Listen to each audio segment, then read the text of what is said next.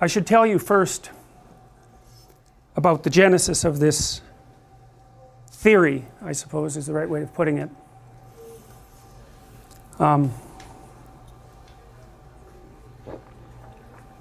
When I was about your age, and that was back in the early 80s or thereabouts, and this was particularly true around 1984, but it was true before that too. You know, every generation has its worries, real or imagined, and the primary worry for people of my generation was the nuclear war. And, you know, it was a genuine worry. At one point, many years later, I went down to Arizona to visit an ICBM, a decommissioned ICBM nuclear missile silo. And the ICBMs, intercontinental ballistic missiles, were very large rockets, right? They could fly halfway around the world, and it was deep underground and behind very, very thick steel doors. It was light green, you know, that pastel green that everyone seemed to like in the 1950s. It was like pastel green Star Trek console. That's what it looked like. And so we went down. Out in the yard, it was in the desert, out in the yard there was a very, I would say, magical object, for lack of a better word. And that was the nose cone for the ICBM. And it was quite big, about that high, pointed like the point of a bullet, about 3/4 of an inch thick, plastic, you know, a kind of a resin. And it was designed to melt on re-entry. So that was just sitting there. So that was fairly thought-provoking, let's put it that way. And then we went into the missile silo. Interestingly enough, appended to the front of it, it had been decommissioned under Reagan, by the way. In the front of it, there was like a museum with artifacts from the 1980s featuring Reagan and Gorbachev meeting multiple times. And it was staffed by these Americans from the South who were grandparent age, and they were just super friendly, and you know, they were happy to be in the museum. It was like going to visit your grandma's nuclear missile silo. And so it was jarring, you know, because it's obviously a portentous place, and yet it was conjoined with hospitality and welcoming. It was surreal in that manner. Anyways, we went into the silo, and they ran us through a simulated launch. So imagine a panel like this made out of metal, except twice as long, with another one of these things at the other end, 16 feet across or so. Basically 1950s technology, but updated. And then imagine that what you had to do to launch it was that there was a guy with a key and there was another guy with a key, and if I remember correctly, the keys were around their necks, although I don't think they were stored around their necks permanently. And so to launch the missile, you had to put the key in the lock, both of you. That was the safety precaution. It had to be two of you.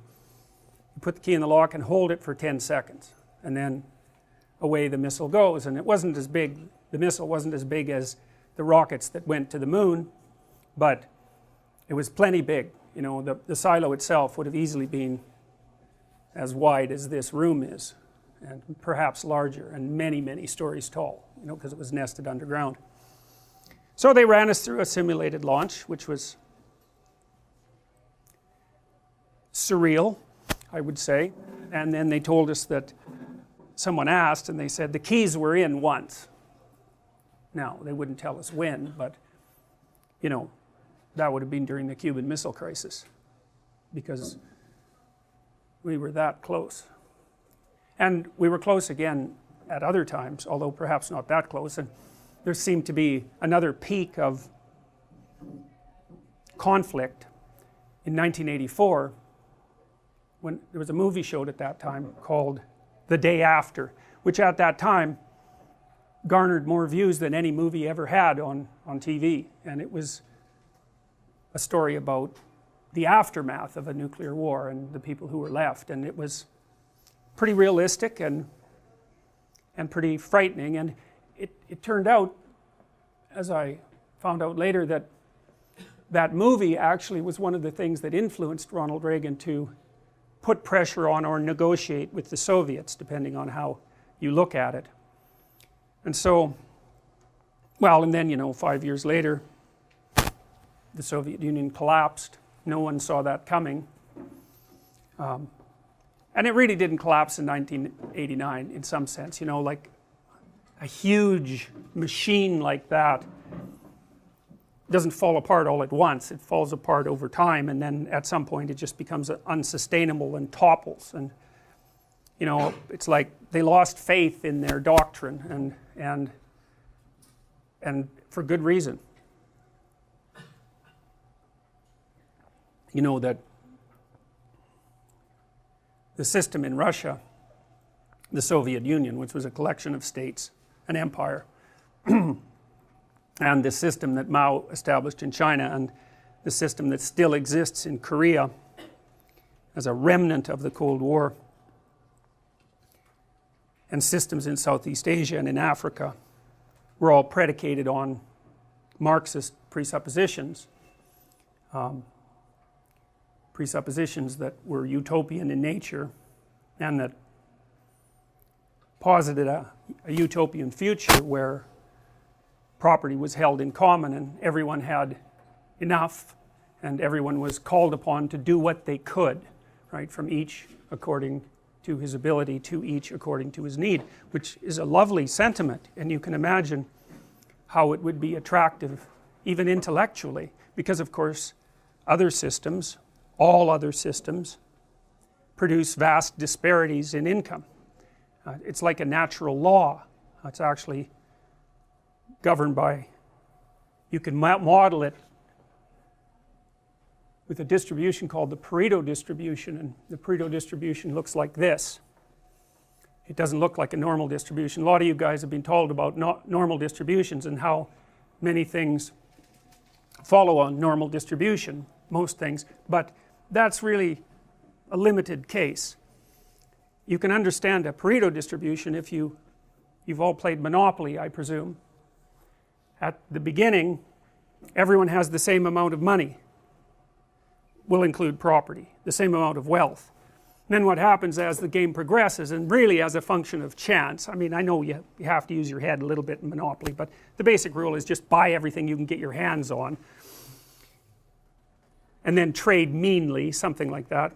So at the beginning everybody has the same amount, and then as you begin to play, if you had enough players, you would develop a normal distribution, because some people would win relatively consistently and some people would lose relatively consistently, and so the money starts to be distributed in a normal distribution. But the thing about money, and the thing about lots of things, is that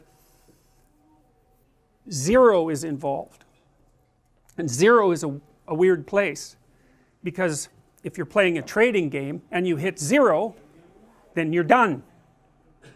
And it's very hard to recover from zero, and you know, it's really hard to recover. You know when you're doomed in Monopoly. You know, you can tell. You've got some resources, but there's going to be some crisis when you land on some hotel, and you're going to get wiped out. You know it. So there's a point at which you're headed for zero, even if you have something. You know, and you might be rescued by luck, but you know when you're doomed. So what happens is that as you continue to play Monopoly, more and more people stack up at zero, and fewer people have more and more money, and when the game is over, everyone has nothing except one person, and they have all of it. Now the funny thing about that is that in some sense that's how trading games work. You know, you might wonder why there is inequality in a society, and it's easy to consider that it's because the society is corrupt, and perhaps, you know, societies are somewhat or horribly corrupt. That's the variation. There's no society that's without its criminal element and fixed element. Anyways, trading games tend to produce a Pareto distribution so that very many people have very little and a tiny minority have a tremendous amount. That's the 1% that you hear about, right? And you know, the thing about that 1% is that that's happened in every society that's ever been studied. It doesn't really matter what the governmental system is, and it certainly happened under the Soviets, that's for sure. And there was a lot of people who had enough zero so they just died. So, you know, the utopian dream was completely unimplementable for a variety of very complex reasons. One is that it's very hard to fight against that distribution pattern when people are trading, because mere statistics will do that. And then there's other things that, and I should tell you as well that the Pareto distribution governs a lot of things. So like if you look at books, if I remember properly, last year there was something like 1 million English language books published, and I think 500 of them sold more than 100,000 copies, which is none, right? That's none. And of that 500 you can be sure that one of them was by Stephen King, and he took half the money, because there's like 5 authors in the English language who are on every airport paperback stand occupying the top rung, and that's massive real estate, right, because it's replicated everywhere.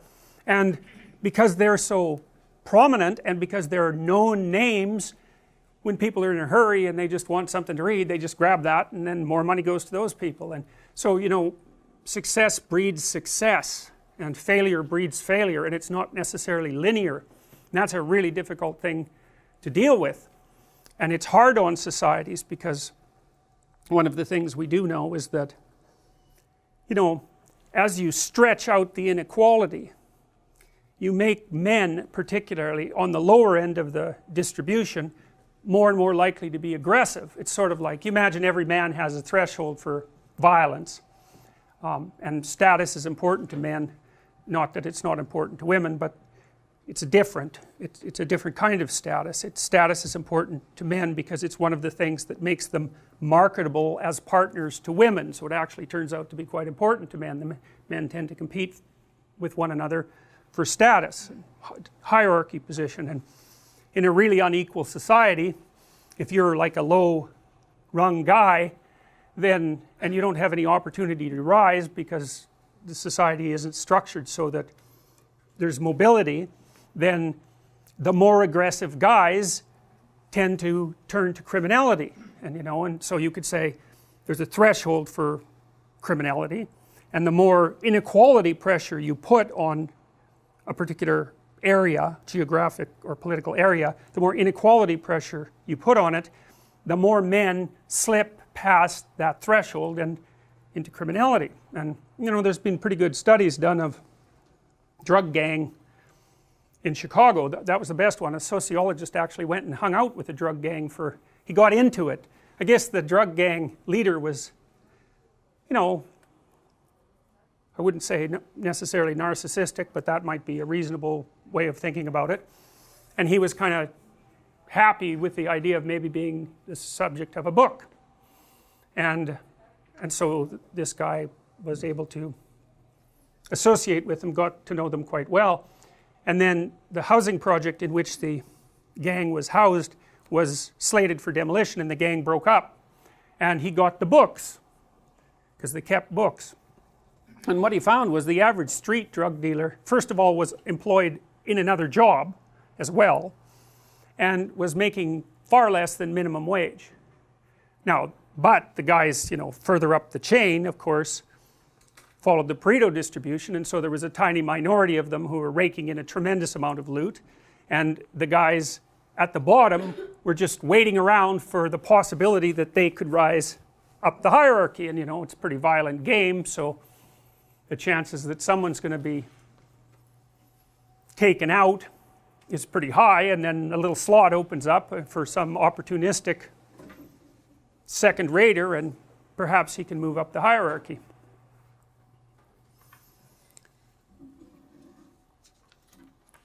So the Pareto distribution governs all sorts of other things too. I mentioned it governs the popularity of books, the sales of books, but it also characterizes the distribution of everything that people produce. So if you think of creative production of any sort, artistic production, industrial production, it doesn't matter.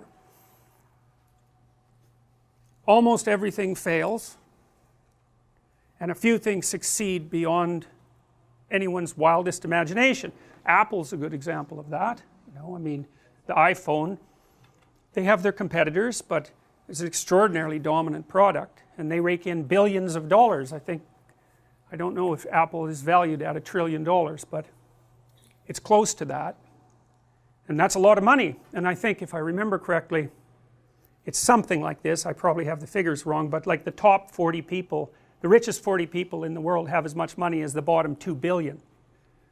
Right? Now, you know, it's not like they're stuffing their mattresses with that money, or they have a skyscraper full of cash. That money is out in the economy doing whatever money does. So, you know, you can't spend $28 billion. So, and sometimes you can even do some good with it. You know, Bill Gates seems to be doing something reasonable with his money. But the reason I'm telling you this is because one of the things you should know is that this proclivity for inequality is pervasive among the creative products of human beings. It's the case with goals scored in hockey. My son told me, and he's a reliable source on hockey statistics, that if Wayne Gretzky, if you don't count any of the points that Wayne Gretzky managed with scoring, he still had enough points just with assists to have more points than any hockey player that ever played. So, you know, even at the upper end of the distribution, there's some person who's, they're so good at what they do, and then there's another person that's so much better than them that it's not even comparable. And so, and the benefits flow to people who are in that position. And you can understand why, I would say, because, you know, let's say you start writing and you get a book, and rare things, very rare things to have happen, and then some people read it and they like it, and then of course it's much more likely that you'll get a next book. And if people like that, well, it's even more likely that you'll get a third book, and then people start to know who you are, and then because they know who you are, they phone you up and offer you opportunities, and your network grows, and it's like this exponential increase in your reach and your capacity for production, and more flows to you. And then on the other hand, if you start to fail, and you know, why would someone fail? Well, God, you know, one idea that's very common in our culture is that poverty is caused by lack of money, and that's a really stupid idea, because money is very difficult to handle. I had clients who were, you know, drug addicts, and the worst possible thing that could happen to them was that they got some money. They're just done. First of all, you know, they were hanging around with people who were little on the sociopathic side, and so especially if they weren't that bright and couldn't defend themselves very well, as soon as they got money, well, it was off to the bar with all the friends. And you know, one guy I remember in particular, you know, every time he got his disability check, he was gone for 5 days. You usually found him in a ditch, you know, because he'd just go to the bar, spend every cent he had on alcohol and cocaine, and wake up in a ditch, 3/4 dead, eventually completely dead. And you know, then he was ashamed and horrified and repentant, and he'd straighten himself out again, and then that was all well and good until, as long as he was broke, until the next check showed up, and then bang, the same thing. So, you know, it's not like money is necessarily a good for everyone. It's hard to manage money. It's really easy for it to disappear. I mean, elderly people have a hell of a time now because, you know, crooks are contacting them on the internet non-stop, and so just giving people money's like, it's like pouring water in their hands. It's not that helpful, not necessarily that helpful. And then, of course, contributors to poverty are, well, it's not so good to have a low IQ. You know, people don't like the idea of IQ because it seems so arbitrary. You know, you have a high IQ. Well, it's not like you deserve it exactly. You're set up that way pretty much right from the beginning. It's very, very, very, very stable. You can make a high IQ person stupider by, not educating them up to the level of their possibility, but taking someone who has a low IQ and trying to raise that, it's like, if you can figure out how to do that, well, it's Nobel Prize time for you, because people have tried that a lot, and most recently with those, lumosity games and that sort of thing, and the evidence that those produce anything other than brilliant performances on the lumosity game itself is basically zero. We haven't been able to figure out how to see, because intelligence is a cross-domain phenomena, and you can get really good in a single domain by practicing like mad, and what you'd want is to practice like mad in a single domain and hope that it generalized to other domains. That's the holy grail of intelligence increase. It's like, no one's done it. People claim it, but the claims never hold up, and people have been trying for a long time to do it, and they haven't been able to do it. And differences in IQ really make a difference. I mean, you guys average IQ is probably 125, 130. At 115 you're at the 85th percentile, and 115 would barely get you going for a hard university. 130, you're probably graduate school material. 145, you're up there at the range where you can probably do pretty much whatever you want, although as you get smarter, the scatter between your abilities increases, so you might have a very high verbal IQ but not be so good at mathematics, or the other way around. But it's a massive contributor to lifetime success, and I don't know what to do about that. I mean, why do smart people make more money? Well, they get to where the edge of production is faster. So if you have 1,000 people and you rank order them by IQ, the smart people are going to come up with the new ideas first, and they're going to have more ideas, and they're going to strategize better. And with an IQ of 90, which is 15% of the population, you think about that, it's 15% of the population. That's pretty much the threshold for reading instructions and being able to follow them. So, and our society is increasingly sophisticated, so it's by no means obvious. The liberals think, well, this society is unfair because there's unemployment, and the conservatives think, well, there's a job for everyone, but none of them think, well, there are massive, massive, massive differences in people's ability, far greater than anyone realizes, and that poses a structural problem. I had a client, and I got him a volunteer job, which is way harder than you think. You need a police check, for example. Like, it's harder to get a volunteer job than a real job.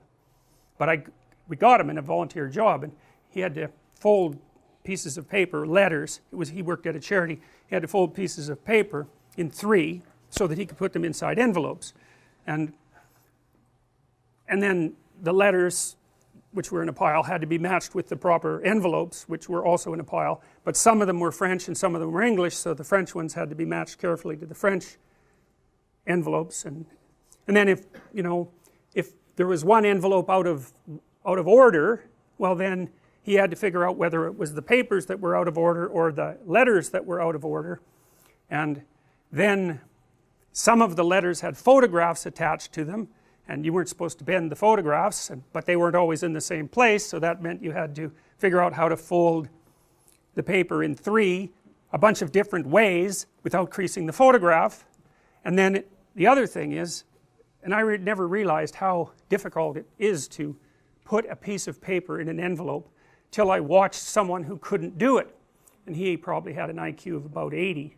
If you met him on the street, you wouldn't think anything different of him. He was a normal looking guy, had some other problems. I trained him to fold those damn papers for like 30 hours, and he got reasonably good at it. But if you're good at it, and you probably all are, you fold it and the edges line up exactly like really exactly, the tolerance is probably 1/2 millimeter, something like that. Then you do the second fold and the tolerance is the same. But let's imagine that the first fold you're out by 1/8 of an inch, and the second fold you're out by 1/8 of an inch, so it's a little crooked, and that means in total you're out by 1/4 of an inch, and then it won't fit in the damn envelope. So then you kind of crumple the envelope when you put it in there, and then it gets stuck in the sorting machine. And so he sweated blood trying to do that job, and they eventually planned to fire him. So imagine what that's like, eh? You know, you can't get a job, and then so you get a job at a charity as a volunteer, and a charity decides to fire you. You know, I mean, really, that's just...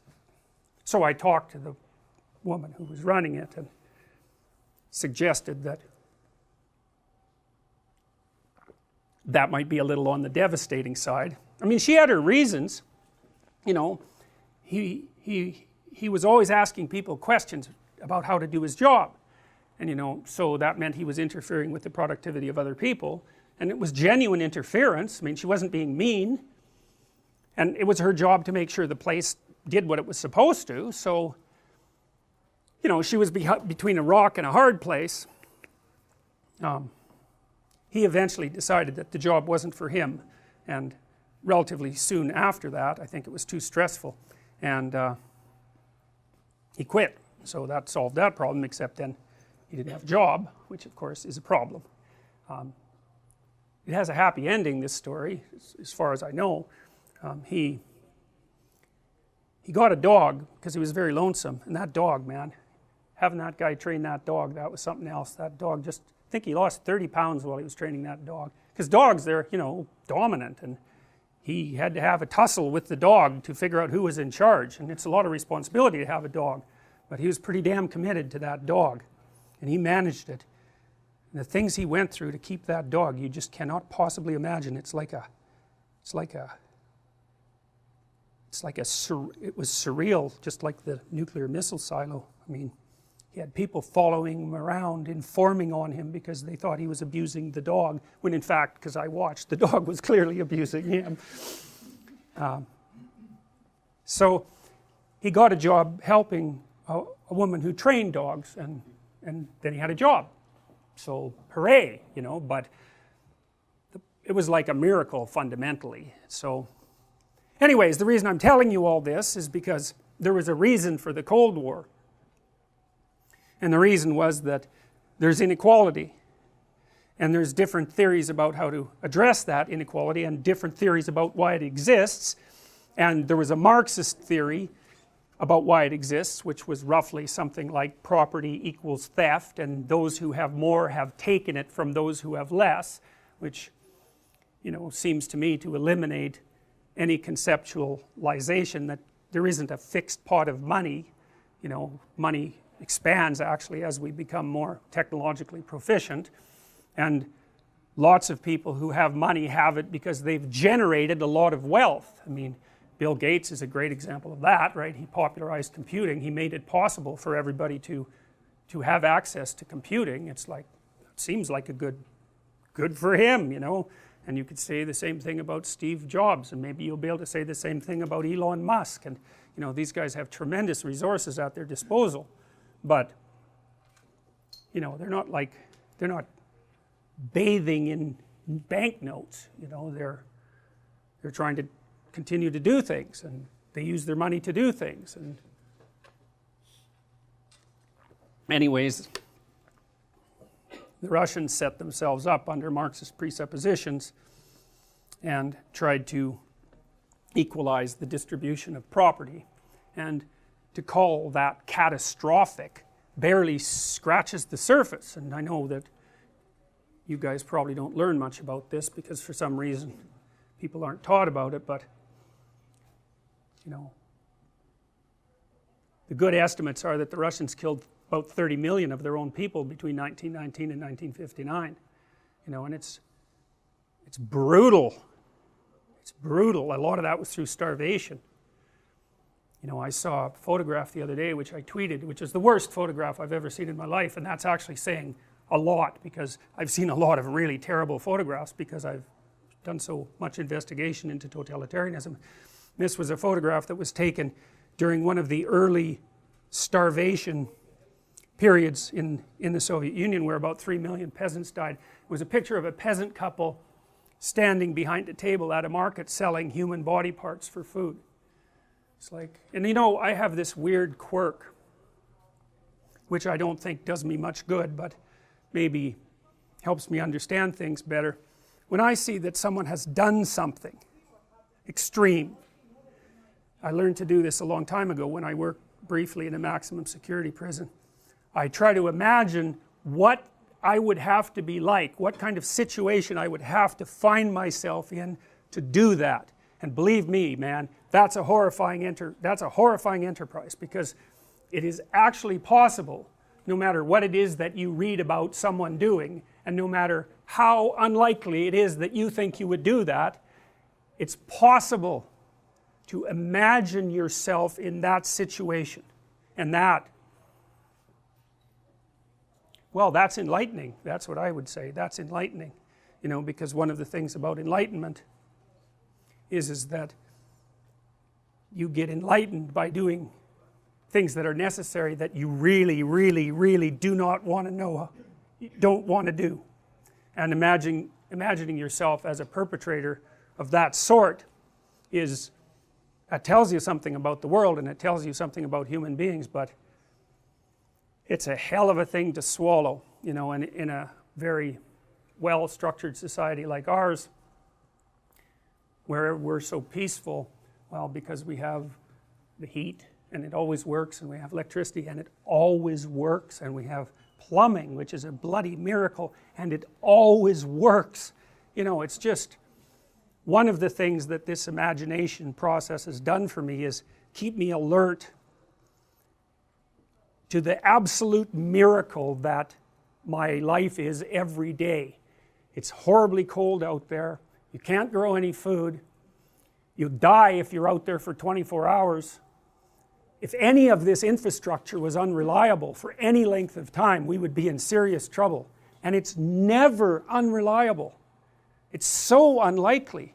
And so here we are with all this reliable infrastructure, and because of that we don't really have to compete with each other much. I mean, some, you don't compete for food, you don't compete for shelter, or some people do, but not very many. So it's really easy to think of yourself as good, because, well, you're not doing anything nasty to anyone.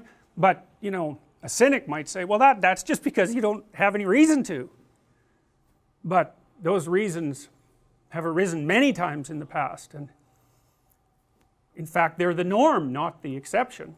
We're the exception. This insanely functional society that we've somehow managed to generate it's incomprehensible to me that it exists. So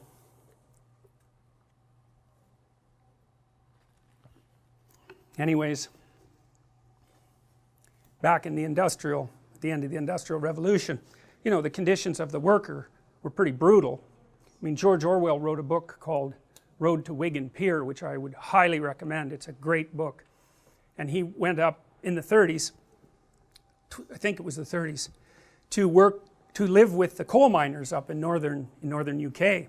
And those poor guys, you know, they had to crawl to work for 2 miles down a tunnel that they couldn't stand up in just to start their shift. And then after their 8 hours of, you know, hacking away at the coal walls, which is rather difficult and dirty and dangerous, and of course you get black lung from it, so it's also fatal, and of course they didn't get paid very much. So after doing that for 8 hours, then you crawled back your 2 miles, and you didn't get paid for that. That was just the commute. And the housing for those people was not good, the food wasn't good, most of them had no teeth by the time they were 30. You know, I mean, being poor was no joke, even in a place like the UK, which was relatively well off. And so there was every reason to be concerned about the disparity between rich and poor. And poor is the natural state, you know, that in the Western world in 1895 the typical person lived on $1 a day in today's dollars. And you know, that's not uncommon in many places in the world now. So there were reasons to be concerned with inequality. And you know, the Russians took one pathway inspired by Marx, and we took another pathway inspired by John Stuart Mill and John Locke and the English tradition, I would say, of democracy, and competed for 70 years, and things seem to have worked out better here. But it was a hell of a competition, and there were real differences in opinion at the bottom of it, and those two systems turned into armed camps. And that's not over exactly, you know, I mean, there's the Chinese, although they're a hybrid now between communism and capitalism, and hopefully they're more interested in getting rich than they are in, you know, having a war. Greed is a good motivator, surprisingly enough, it's kind of reliable. But anyways, by 1989, the jig was up. It was obvious that the Soviet system was not functional. There were no consumer goods, that's for sure, even in the main department stores in Moscow, and people just kind of lost faith in the whole project. You know, it became, for a while, I don't know if you know about the show Dallas. Dallas was a soap opera that ran at night, a serial, and it was about these rich Texans who lived, you know, a 1% lifestyle, and it was the most popular show in East Germany. The streets would empty so that people could watch Dallas.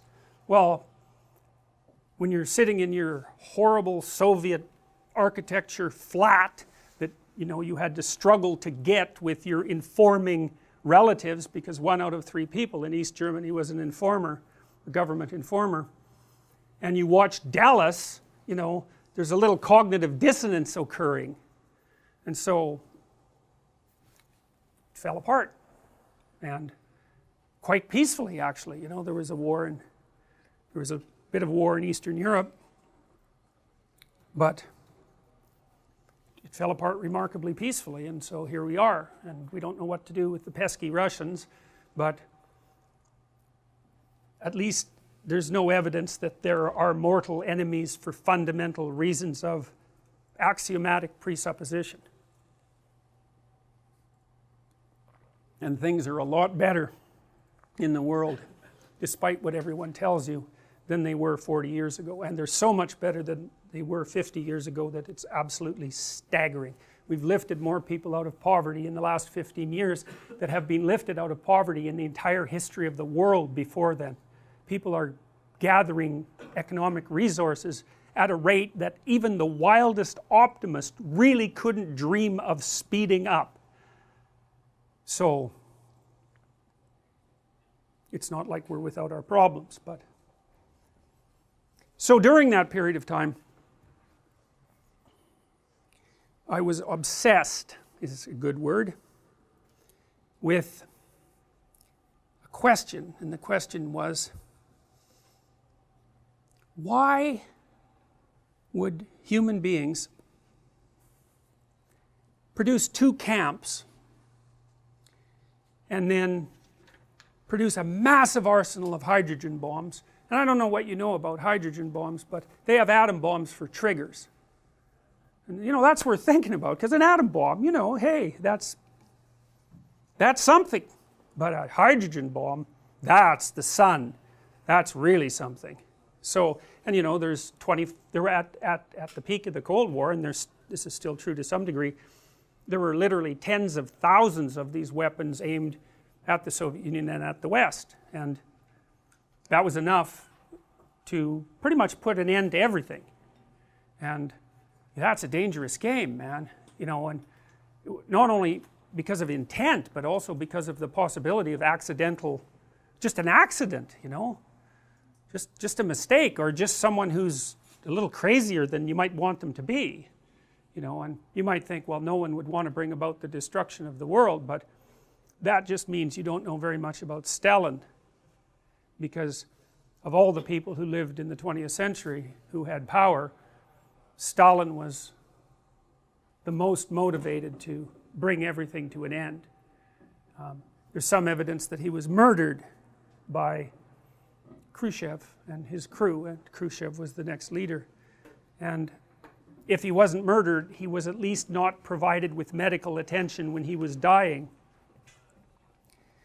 And there is reasonable evidence that he was gearing up to invade Western Europe, and he didn't really care how much destruction would go along with that. I mean, he'd already killed tens of millions of people. He had a lot of practice. He was good at it. It didn't really bother him.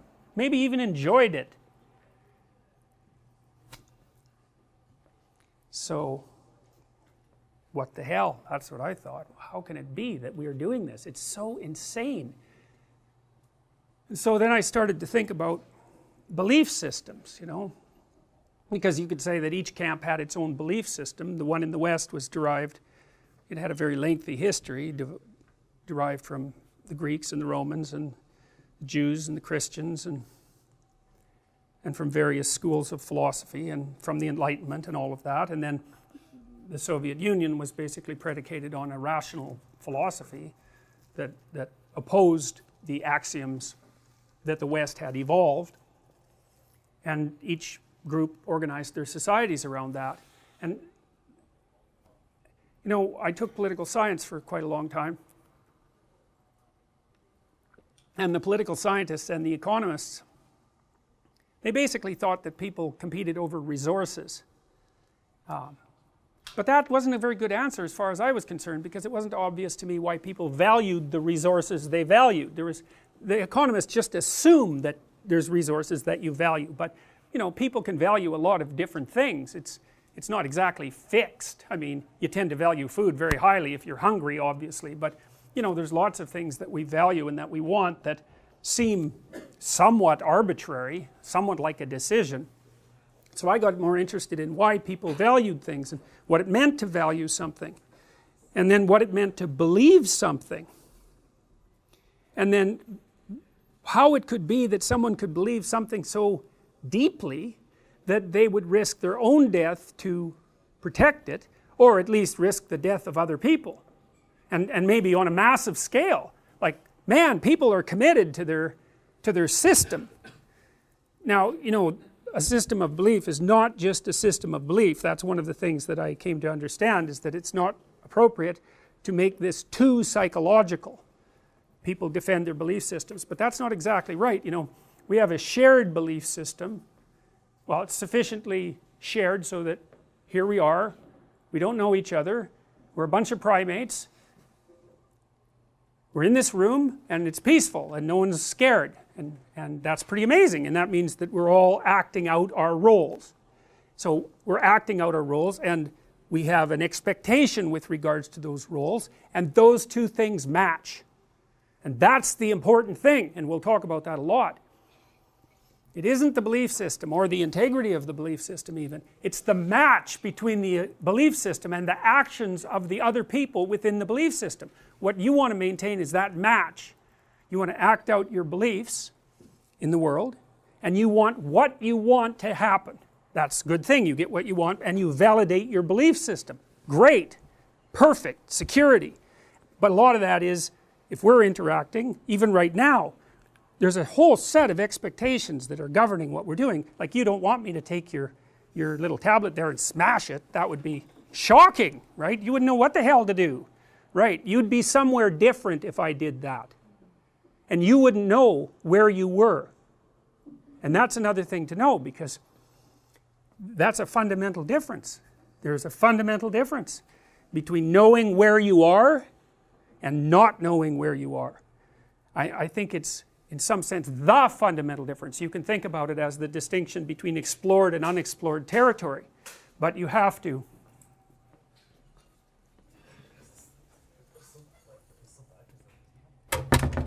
I don't know if you've ever taken a cat to a new house. Cats hate that. And because in their old house, and maybe in their old neighborhood, they've slunk around, you know, at the edges, checking everything out. They start out afraid. They check everything out. They know where to hide. They know where to. They know what's safe, and they know that because they go somewhere and nothing happens, and so then they assume that it's safe, and they slowly build up a neighborhood that they're comfortable with. my dad used to take the dog for a walk, and then the cat got lonesome, and so it started to follow him. And first of all, it would just go along the buildings, the houses, on their route, you know, hiding really from predators. And after a while I got kind of comfortable with that, and then it would follow right behind the dog. But it had a border, and if my dad took the dog over one street too many for the cat would just sit on the corner and you know, cry like a cat cries. It was like, that's it for me, man, I'm not going any farther out into the unknown. And so the distinction between the territory that you have mastered and the territory that you haven't mastered is a fundamental distinction. It's the distinction between home and the strange land. And the thing about familiar territory for people is that most of the familiar territory that we inhabit is other people, because we're so social. So you can't really think, it's a weird way of thinking about territory. It's not exactly geographical objective territory, it's territory with a dominance hierarchy in it. And the dominance hierarchy has a predictable structure, and you know where you fit in it most of the time, and so that when you act out in that territory surrounded by your people, then often you get what you want, and you're so thrilled about that because you just don't want someone acting erratically around you, like, and you know that. So you walk down Bloor and there's people there that should really be institutionalized, but we deinstitutionalized them all so they could be free, and free to be, you know, suffering and malfunctioning out on the street. That's what the freedom ended up being. But you know, you'll walk by someone like that who's muttering away to the voices in his head, and you know, maybe striking out against whatever it is that's plaguing him, and you won't make eye contact. You might even go across the street. You're certainly going to give him a wide berth. You're going to keep a distance between him and you, and you're going to hope that you don't attract his attention, because he's not in the dominance hierarchy and you don't know what the hell he might do. And that's unexplored territory too. That's another way of thinking about it. Like, we inhabit time and space, not just space and not just time. We inhabit time and space, and our territories are spatial temporal. We're here now, and this is safe now. And it's safe partly because of the physical structure and it's working, but it's also safe because none of you are manifesting peculiar behavior. But if you started to manifest peculiar behavior, if you stood up and started muttering or yelling, or maybe attacking someone next to you, all the rest of you would freeze first, because then all of a sudden this would be unexplored territory. The match between what you want, which is a peaceful lecture that you hope has some content, the match between what you want and what's happening has vanished. And so then you don't know where you are. And so then what do you do when you don't know where you are? What do you do when you don't know what to do? Well, if you're a computer, you just crash. But you know, what good is that to you? You're just going to die? That isn't helpful. You freeze first, and then maybe you cautiously attend, or maybe you don't. Maybe you just keep your damn eyes averted and you sit there and you hope that no one notices you. That's a prey response, right? That's like a rabbit frozen when it thinks a fox is looking at it. And we were prey animals for a long time. There was a cat that they recently discovered, a prehistoric cat that had this bottom single tooth, and they found out that a human skull fit right inside its mouth, and so it could grab you here and pierce the back of your skull with its single tooth, and that's what it was evolved for. So, you know, it's under such conditions we evolved, and we're predators obviously, but we're tasty predators, and so other things were perfectly happy to eat us. And so when you're where you don't know what to do, you act like a prey animal. And that's probably what you should do, because maybe if you keep your head down and shut the hell up, there won't be any attention attracted to you, and maybe you'll get through it. You know, you might decide, unlikely, to intervene and take the guy down, but you would be the exception rather than the norm. And It's unsurprising.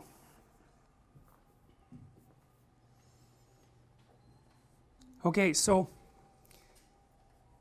what I came to understand was that belief systems regulated emotions, but not exactly psychologically. Like it isn't exactly, and this is sort of like the terror management theories, it's not exactly like you have a theory in your head and the theory explains the world, and because the theory explains the world, the theory is what's making you secure. It's kind of like that. It's like you have a theory in your head and the theory makes you feel secure because it explains the world, but the reason it explains the world is because other people have the same theory in their head, and then when you both act out the theory, you both get what you want. And it's the coming together of the theory and the outcome that makes you, it's life. Not only does it stop you from being anxious and often make you happy because you get what you want, but it's not just psychological, you know, the fact that we do this, that we cooperate within our societies, we match our belief systems and then act them out, that's the predicate for a productive society. So it's actually, it isn't just that it saves you from death anxiety like the terror management theorists have it, it saves you from death. And that's good. I mean, being protected from death anxiety, yeah, good, that's great too, man. But actually not dying, that's sort of the fundamental thing that you're after. And so people have reason to defend their territory, if you think of territory that way, as you think about it as a domain where the fundamental presuppositions of each citizen are matched by the behavior of their co-citizens. They have every reason to defend that. And if it falls apart, it can have mortally serious consequences. It's chaos, you know, and that chaos doesn't just destabilize everybody psychologically, it destabilizes everything. It can destabilize the currency, it can destabilize the industrial economy, the lights can go off, it's like, it's not good. So, hey, no wonder people protect it.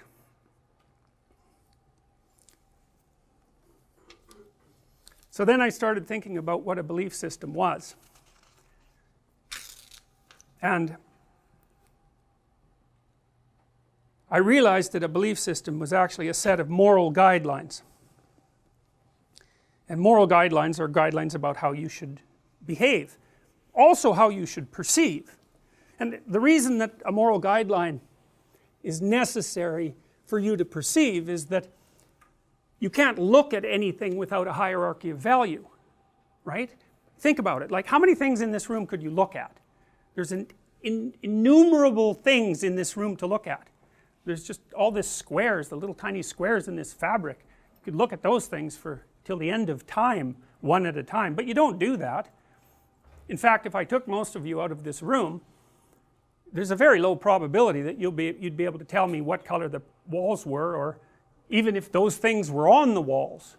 And the reason for that is that who cares? As long as the walls don't move, color is irrelevant, and there's no reason for you to remember it. It has no emotional significance. It has no value. And so what you do instead is, well, this is what you're doing. So why are you here? I don't mean in the broad metaphysical sense. I mean specifically, why are you here right now? And I would say, well, you're students, obviously, and you're trying to get a degree, and you know, you believe that that will have some functional utility. Maybe you'll be a little wiser and a little more literate and be able to think a little better and be able to write a little better, and so you'll actually be more functional in the world. That would be good, you know, and maybe you're interested. But anyways, you're in this particular lecture so that you can take this particular class, so that you can get a particular kind of degree, so that you can launch your life, and then in your life you're probably going to meet someone that you have a long-term relationship with, and you're going to have children, and you're going to partake in this society, and that's why you're here. All of those reasons simultaneously is why you're here. And so then that helps you decide what to look at. And so what you look at is, at the moment, or listen to, is me, because in principle I'm the gateway to that set of accomplishments at this moment. And so you focus on me, and that's because you value that And so what that means is you can't even look at the world without a value structure. You know, it's chaos if everything is equally unimportant, or if everything is equally important. It's chaos. And so a value system structures the very way that you perceive the world. And I don't mean that metaphysically. There's plenty of experiments that have demonstrated that, like the invisible gorilla experiment, which, how many of you know about the invisible gorilla experiment? How many don't? Well,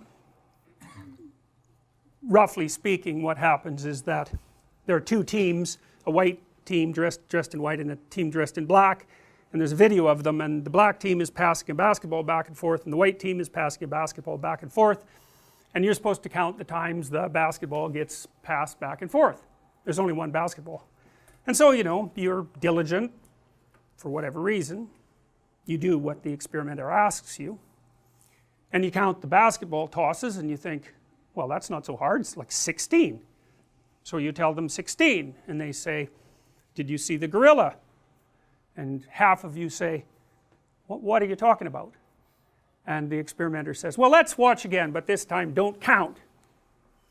Well, sure enough, like 30 seconds into the video, and you know, the players fill the video screen. It's not like they're 300 yards in the distance, you know, like little ants playing basketball. They're right filling the screen. You can see their faces.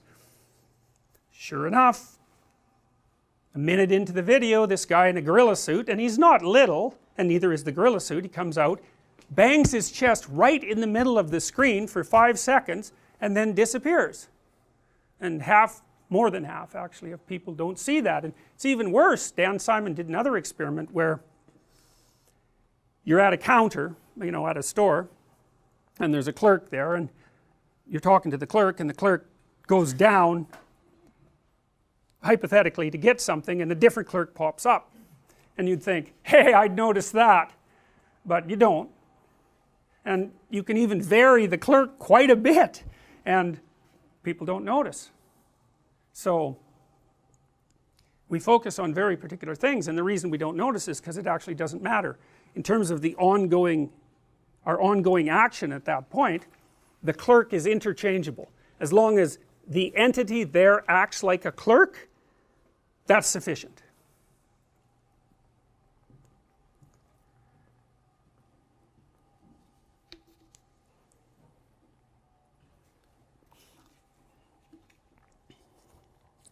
So, belief systems structure your perceptions, value systems, we're going to call them value systems. They structure your perceptions, and they also guide your actions, because you act in accordance with your values, conscious or unconscious. You have values that you don't know about because you just don't know yourself very well. You can tell that you have values that you don't know very well, because sometimes you get attracted to people that you know perfectly well. That's a mistake. Or you know, you're trying to tell yourself to study and you don't, and you know, so you're not really in control of yourself to any great degree. Some, and the more integrated you are, the more control you have, but you know, you're kind of a loose collection of arguing sub-personalities, and they're more or less directed towards a single goal, but it depends on how committed you are to that goal, how much you've thought it through, how much you buy into it, how many of the contradictions in your world representation you've managed to iron out, and all of that. So, but in any case, it's value systems that govern action and perception. And so we're going to take an existential perspective, a phenomenological and an existential perspective in this course. And phenomenological means that we're going to base our presuppositions on the idea that what you experience is real, all of it. We're not really dividing the world into object and subject. That isn't how this particular approach works. It's more like you have a field of experience. It includes things like pain, which is not really something objective, I mean, but it's real. I mean, one of the things I've come to understand is you are not required to believe what I'm telling you, by the way. If you have an argument about why some of this doesn't make sense, then, you know, follow that sucker, because I'm trying to tell you what I've reached with regards to bedrock presuppositions, and I haven't been able to put pry bars underneath them, but that doesn't mean you won't, and you know, you should try. Anyways,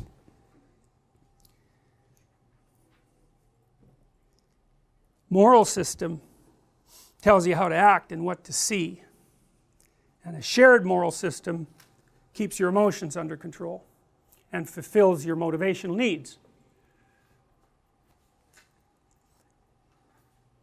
Now there's this old idea of David Hume's, and David Hume famously posited that you cannot derive an ought from an is, and what he meant by that was that merely knowing the objective facts about something does not tell you how to implement those facts in your life, and that that's actually a gap.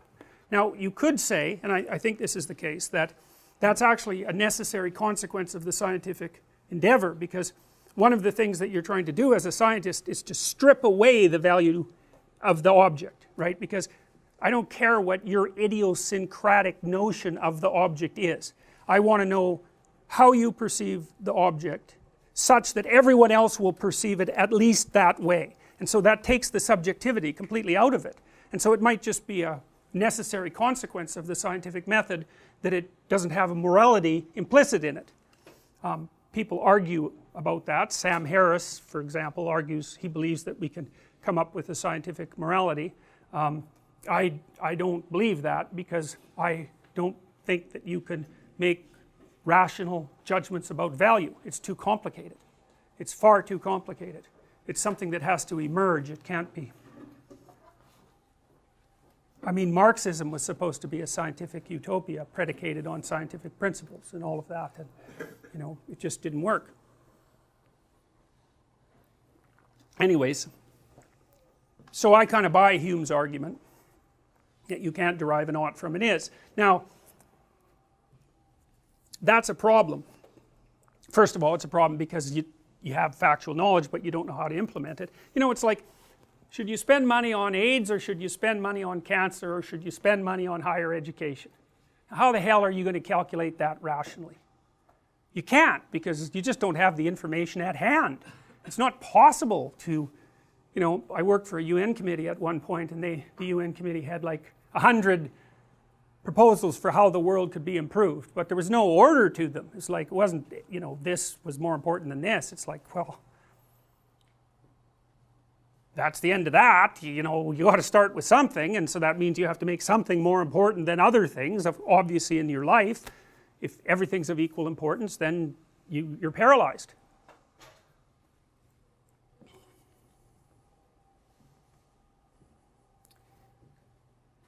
Now, you know, it's a truism, and probably an oversimplified one, that since the dawn of the scientific revolution, a wedge has been driven through the heart of our society such that the moral systems that we use to unite us, so those would be religious systems fundamentally, have been subject to an intense critique from the scientists. And you know, it's a pretty effective critique.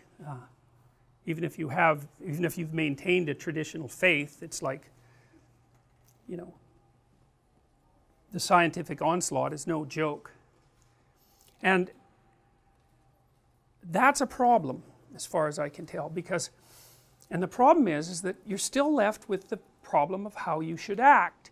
And Nietzsche, the philosopher Nietzsche, he would say that we're running on the fumes of Christianity in the West, because over its 1,000 years of domination, let's say 1,500 years of absolute domination, it produced a consensus of morality that was predicated on metaphysical presuppositions, and that organized societies, and those societies are predicated on certain beliefs, like the belief in, really I would say, that something divine inhabits each individual. You know, that's sort of the presumption that's embedded in law. It's sort of the idea that underlies the idea of natural right, right? There's something about you that's so valuable that even the law has to bow to it, even if you're reprehensible, even if you're convicted and reprehensible. Now that's, man, the idea that people came up with that idea, that's a bloody miracle. It's, you know, because generally speaking, your proclivity is, if someone's been even accused of doing something, the general human proclivity is that even if someone's just been accused of doing something terrible, that's enough so that you can stone them to death or do whatever you're going to do with them. Presumption of innocence before guilt, good God, of all the things that aren't automatic, that's got to top the list. You know, it's unbelievable that that occurs. And it's interesting to me because it seems to me that that presupposition that there's something valuable, transcendent about each individual, I wouldn't call that a scientific presupposition, but it seems to be a highly functional presupposition, right? I think, in that it isn't unreasonable to notice that societies that have valued the individual and made the law subject to the individual, even with regards to voting, because that's basically what voting does, it puts sovereignty in the hands of the people, those societies actually seem to work.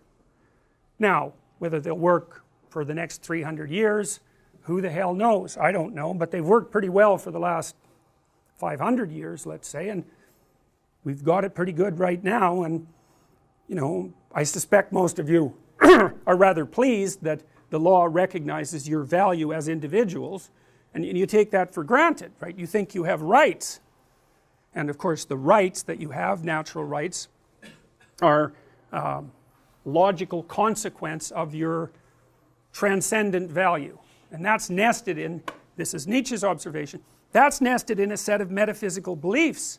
And his idea was that if you wipe out the metaphysical beliefs, eventually you wipe out the whole system, because you've knocked out the cornerstone. And it might take a long time for the thing to shake and fall, but it will. Now, whether he was right or not is hard to say. It looks to me like what's happened since Nietzsche announced the death of God in, say, the late 1800s is that Western society has oscillated between extremes, you know, extremes on the right, Germany, extremes on the left, and you know, with the democracies, at least the other democracies, the democracies managing to stay the course somewhere down the middle. But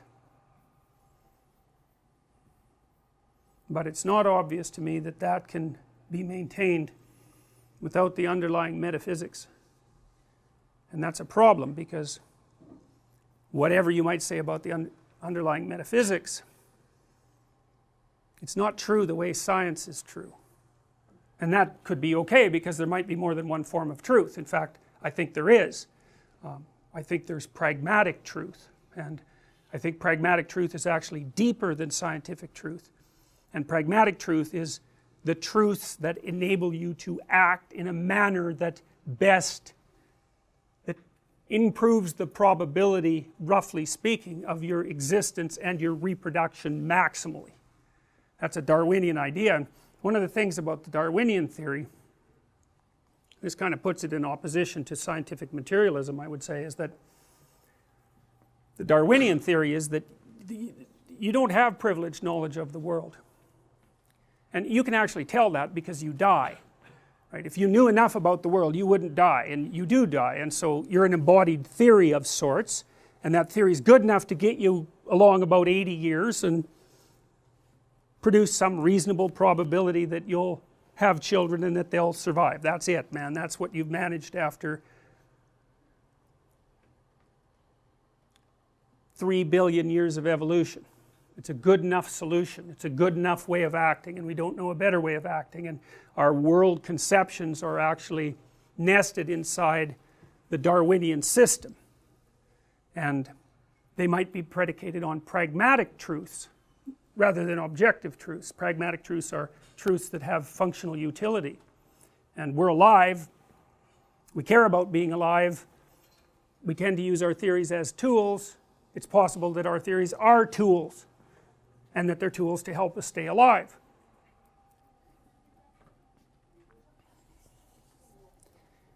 Now, I was reading a bit about Camille Paglia the other day, and I've noticed some similarities between, she's a famous gadfly, I would say, of feminists, of classic modern feminists, although she would regard herself as a feminist. She's unbelievably smart. Like, if you want to watch someone who's verbally, who has verbal mastery beyond belief, it's, you can watch Camille Paglia. She seems a little manic to me. She can wrap off an argument at a rate that's just mind-boggling, and it's very coherent, and you know, she tends to shred her opponents in arguments. She's so brilliant. She said something interesting, and she's been influenced by some of the same people that I've been influenced by. She liked this book by Erich Neumann called The Origins and History of Consciousness, which I would recommend if you're interested in Jungian theory, Carl Jung. It's a good introduction to Jungian theory, and it's about the development of consciousness. And it's predicated, like Jung's work and Joseph Campbell's work and Mircea Eliade's work, all of which has been criticized or ignored by the postmodernists, predicated on the idea that human beings have a central narrative, and that central narrative is the dramatic expression of the necessary human system of values, and that's built into us. It's part of our nature. We have a nature as human beings. We're not infinitely malleable by culture, which is a postmodernist claim, and a dangerous one. It's dangerous if we have a nature. Paglia has this idea that the reason that you come to university and you study the humanities, or the proper reason if you do that, is not to engage in premature and destructive criticism of something that you don't even yet understand, but to learn as much as you can about art and literature and poetry and drama and fiction and religious thinking. And this is all a kind of a, you can think about it as a, what is that? What is all that? It's art, you know, it's culture. Music belongs in that category. And like, what the hell, what about music? It's like everyone loves it, or almost everyone. It's a mystery. You listen to music and it's very meaningful. I mean, music gets people through some pretty dark times. Why? It's not obvious, that's for sure. You know, and in most cultures, music plays a very central role in identity formation, and you guys, I think you'll probably find as you age that your favorite music will be the music that you listen to between the ages of 16 and 20.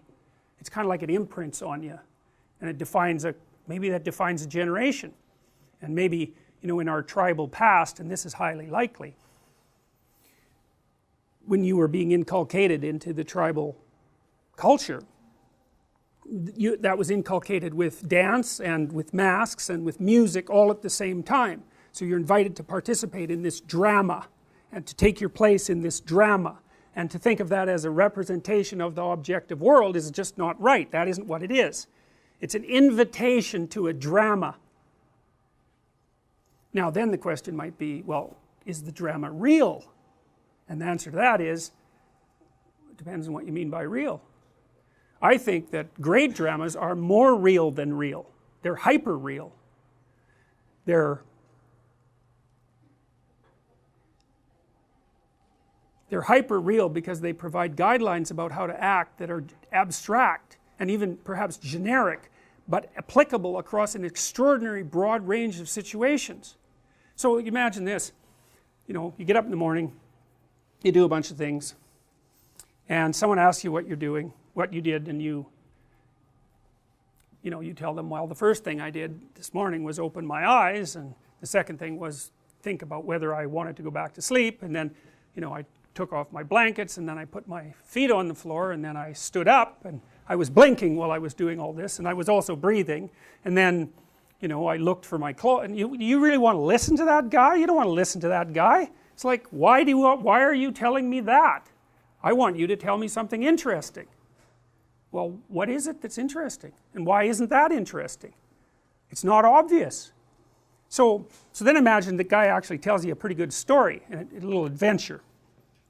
Probably he was doing something normal, something unexpected happened, he had to conjure up some new responses, and he either settled the problem or didn't settle the problem. Yeah, you're interested in that, especially if he settled the problem, because if he can tell you how when he encountered some unexplored territory he was able to sew it back together, then maybe you can do that when that thing happens, and that's pretty cheap wisdom for you. He had to go through all the aggravation of figuring it out, and all you have to do is listen.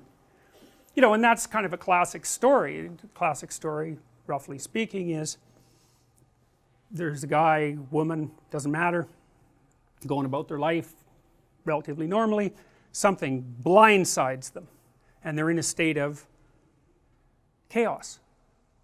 Chaos is a place.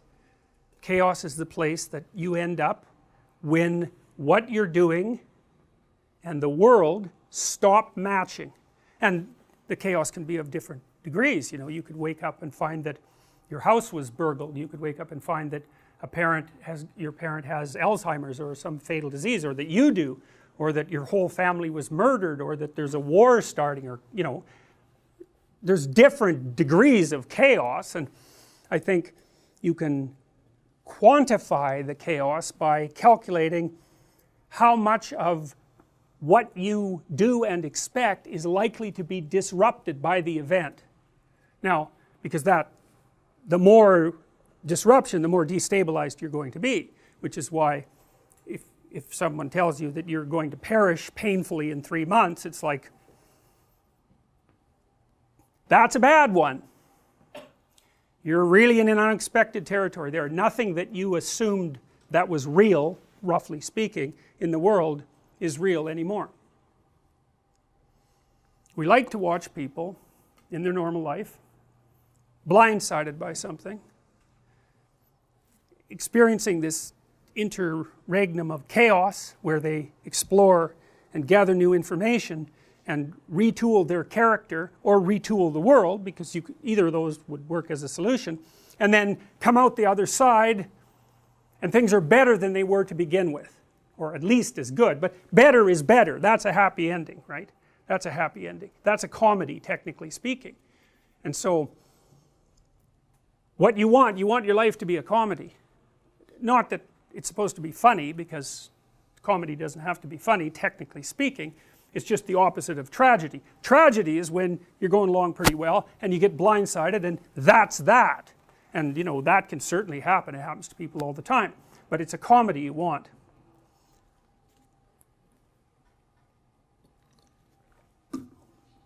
Now, what I hope to provide you with is a magic code.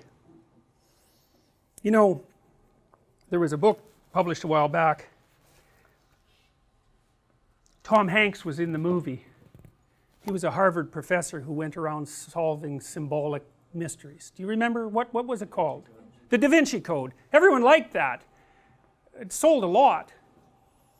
And you know, it was full of little mysteries, and it was full of hints that there was more to the world than you think, and which is definitely true. And that, you know, there was a way of getting access to that knowledge, and that it would really be worthwhile. And people like that, they like that idea. And the reason for that is because it's actually, it's true. It's true. It's true like fiction is true. So okay, let's go back to the guy who's telling you about his morning. Well, he tells you something exciting. Well, then imagine that 10 people tell you something exciting. And then you extract out the pattern of them dealing with this problem from that. And so then you have that's what you do if you're an author. Right? Because in a book, you don't want the book exactly to be about what ordinary people do in ordinary times in their life. It's like, you already know how to be ordinary during ordinary times of your life. That's not useful. You know, you wouldn't watch a videotape of yourself. Imagine you videotaped yourself during a day, and then next day you watched that. It's like, God, who would want to do that? So what seems to happen in stories is that they distill. So they watch people watch people, and then they tell stories about what they see, but they leave a lot out of those stories. everything that's boring, hopefully. And then more and more stories about exciting things get sort of aggregated, and then maybe a great writer comes along and writes something really, really interesting, profound character transformations. And then you say, well, that's fiction. And then you say, well, that's not true because it's fiction. But then maybe that's not right. Maybe it's more than true. Because who wants the truth? The truth is mundane reality, and you've already got that mastered. What you want is the distillation of interesting experience. And you might think, well, why is it interesting? Well, that's a really good question, because you don't actually know. And believe me, you really don't know, because you'll be interested in things that just don't make any sense at all. I'm going to walk you a bit today through Pinocchio, and we'll do that more the next time too. You know, but I want to tell you a little bit about that movie to begin with, just so you know how crazy you are. So, you know the plot. How many people have seen the Disney movie Pinocchio?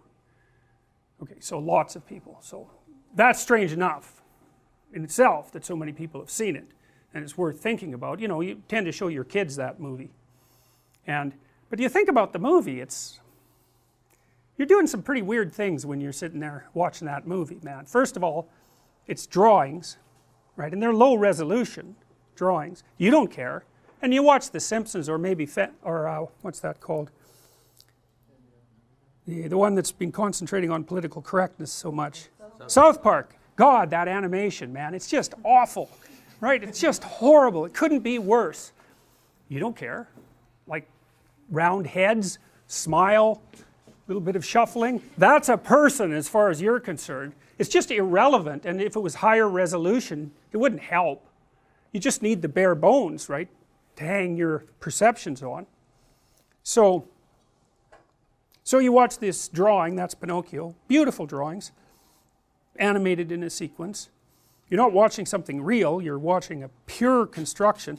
And then you think about the plot, it's like, it's completely absurd. Everything about it is absurd. It's like, well, one of the characters is a bug, and he turns out to be like the conscience, and so what the hell is with that? And then another character is this puppet, marionette, and you know, somehow he gets free of his strings and then goes on this adventure, and then you know, he gets enticed into various nefarious places by a fox and a cat, and then he rescues his father from a whale, and you don't even know how his father got in the whale. It's like the last time you see his father, he was in a rainstorm, and the next thing that happens is he's in a whale, and you're sitting there thinking, hey, no problem, this all makes sense. It's like, what, really? Why? How does that make sense? Well, the answer is you don't know. That's the thing that's so cool. You don't know. You don't even know what you're watching. But it doesn't matter. You watch it and you're interested in it. You want to see what the hell happens to this puppet. You want to see if he ends up becoming a real boy, because it seems important. Well, you say, well, is Pinocchio true? Well, that's a stupid question. It's partly a stupid question because the answer is it depends on what you mean by true. And it isn't obvious to me what you should mean when you say that something's true. And the reason it's not obvious is because we have this idea in our society, and it's a very profound idea, and that idea is that the ultimate truth is scientific truth. That tells us about the nature of the world, and it does that in a final way in some sense. There's no brooking any arguments about it, and the physicists have got it right, and that's why they can make hydrogen bombs, and that's a pretty good demonstration of their being right. But you don't act as if that's true. And you don't. And you watch things and pay attention to things and are captivated by things that aren't predicated on those assumptions. And it seems to me that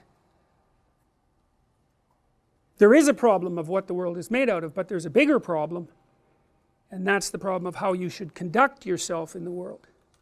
And that's really what you want to know. People want to know that more than anything. Because you need to know. It's like, here you guys are in university. It's like, you don't know what you're doing. I mean, some of you know more than others, but you're at the beginning of your life, and life is very complex and chaotic, and it isn't exactly obvious, you know, what kind of relationship you should form, or what sort of character you should develop, or what you're going to do for a job, or what's the meaning of life. That's a good one. What's the meaning of life? Well, and you know, people come to university, at least many of them, and that's kind of what they want to find out. Now Paglia, her notion is that, you could think about it this way, is that articulated knowledge is embedded in inarticulate knowledge. And inarticulate knowledge is the domain of literature and art and high culture, let's say. And we sort of know what it means, but we don't exactly know what it means. It means more than we know. And then outside of that is what we don't know at all. And that's an idea that Jung developed as well, and maybe Paglia picked it up from Jung, because Jung believed that, you know, there was this domain that we had mastered in every domain, and then there was a domain outside of that which you could think of as unexplored territory, and what we met unexplored territory with was our creative imagination, and that what we were trying to do with our creative imagination is to figure out how to deal with that unexplored territory. We were producing dramas that we could act out that would help us deal with what we still hadn't mastered, and then outside of that there's just what we don't know at all. And Paglia's idea, and this was Jung's idea, was that without understanding that surround, you're too atomized. You're not part of your historical tradition. You haven't incorporated the spirit of your ancestors who built all this. You're just here now, and you don't know what to do either, and you don't know how to maintain your culture, and you don't know how to serve it. And you know, you might say, well, why should you serve your culture? And well, I have a hypothesis about that. You know, you can think about this. I don't know if it's true, but people ask what the meaning of life is, and it seems to me that meaning is proportionate to the adoption of responsibility. You know, like, let's say you have a little sister who's like 3. You're going to take care of her. Like, questioning whether that's a good idea just seems stupid. You know what I mean? It just doesn't seem like the right kind of question. It's like, well, obviously, self-evidently, let's say, that's what you do. And do you find it meaningful? It's like, probably, you know, interacting with a little kid. When I had little kids, you know, when they were like 2 or under, we took them out to see their relatives, and they were older people, and you know, they watched that 2-year-old like it was a fire. You know, every second that little kid was in the room, every single adult was focused on him or her. That's something that people attend to, and that's a source of meaning. And what else is meaningful? Well, your family relationships are meaningful to you, and maybe the responsibility that you adopt as a friend, that seems meaningful. Maybe your decision to pursue a particular career and be of some utility in society, you know, part of that's governed by your desire to establish some security and get ahead. It's fine, but you're also playing an integral role in the maintenance of the structure that supports you. And my observation has been that in my clinical practice is that people just have a hell of a time if they don't slot in somewhere. You know, you think, I got to go to work at 9 in the morning, and you know, I've got this rigid schedule. It's like, it's probably a good idea to be grateful for that, because what I've noticed is that if people pull out from those externally scaffolded systems, they drift, they get depressed, they get anxious, they don't know what to do with themselves. You know, they're kind of like sled dogs with no sled. and we're kind of like sled dogs as far as I can tell, beasts of burden. Like, we need a load, man, we need a load. And the question is, what sort of load do you need? And here's why I think we need that. You know, I've been thinking about how to figure out what's real for a long time, and because I'm an existentialist, I'm operating under the presupposition that you can tell what people believe by watching how they act. I don't care what they say, I don't care what their statements are about their view of reality, because the relationship between that and their actual actions is certainly not perfect, and sometimes doesn't even exist. One thing I've noticed is that no one argues with their own pain. Everyone who hurts acts as if they believe that pain is real. So we could say the ultimate reality is pain. That's how people act. It's in keeping with the claims of many religious traditions. You know, the Jews are always recollecting past pain. I mean, the Christian God is a crucified person. I mean, there's a fair bit of pain there. For the Buddhists, the fundamental maxim is that life is suffering, and it seems to me that there's a metaphysical claim there. And the metaphysical claim is that pain is real. Now, of course, it depends on what you mean by real, but people act as if their pain is real, so that's a good place to start. Now, that poses a problem.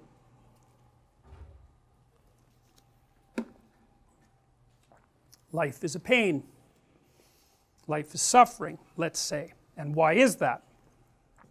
Well, it's because you can be broken, hurt, and destroyed. And so that seems pretty self-evident. And worse, you know it. And that makes people unique. Like, that's our self-consciousness, right? That's really what separates us in some sense from other creatures. I mean, other creatures have some self-consciousness, like a chimp can learn to recognize itself in a mirror, and so can a dolphin, but you know, that's pretty bare bones self-consciousness, you know. Real self-consciousness is the knowledge of your borders, and not only in space but in time. And as far as I can tell, human beings are the only creatures that have discovered the future, and that's really good because we can plan for the future, but it's really bad because, you know, the future is finite, and that's a big shock to the old system. And it's the existential burden that everyone bears, and it's associated integrally with suffering. And so then you think, well, life is suffering, and it's finite, and that's part of the suffering. That's part of what makes you question the value of existing, and maybe the value of existence itself. So then what do you have to use as a weapon against that? Well, you know, we talked a little bit about responsibility. That seems to work, you know. The amount of responsibility that you adopt in relationship to things seems to increase your meaningful engagement. And you might say, well, what's the most meaningfully engaged activity? And you might say, well, how about a little reduction in the old suffering, you know? So you live your life so that you're not causing undue pain, especially pointless pain. That would be good, and maybe you could even be more useful than that, and you could figure out some ways that some suffering, yours, other people's, both, if you're really, you know, hitting a home run, maybe you can figure out some way that some of that could be rectified. And that seems to be meaningful in and of itself. I mean, if it's pain that makes you doubt the meaning of life, which is perfectly reasonable, then the cessation of pain, the cessation of suffering, the minimization of suffering, as a logical corollary, should be the proper medication. And so I would say that means that there's some mode that you can conduct yourself in that makes you a good person. And part of being a good person is to alleviate suffering. And I don't think you get to question that actually. If the suffering itself is what's making you question the validity of your life, then you can't also say that the cessation of that is not useful. I mean, you can, but it's completely incoherent. You can claim incoherent things if you want.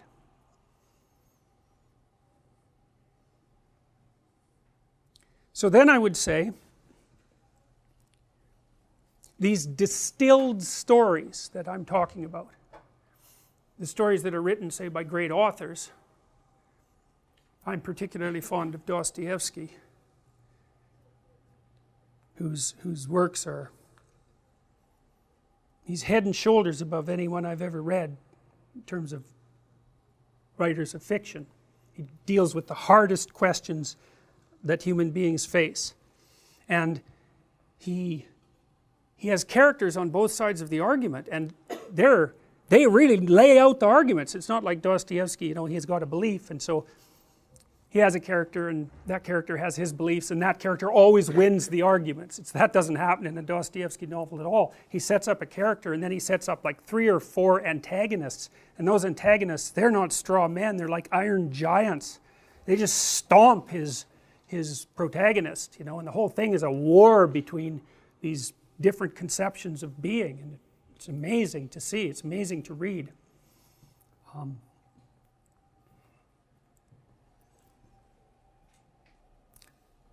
So you distill these stories.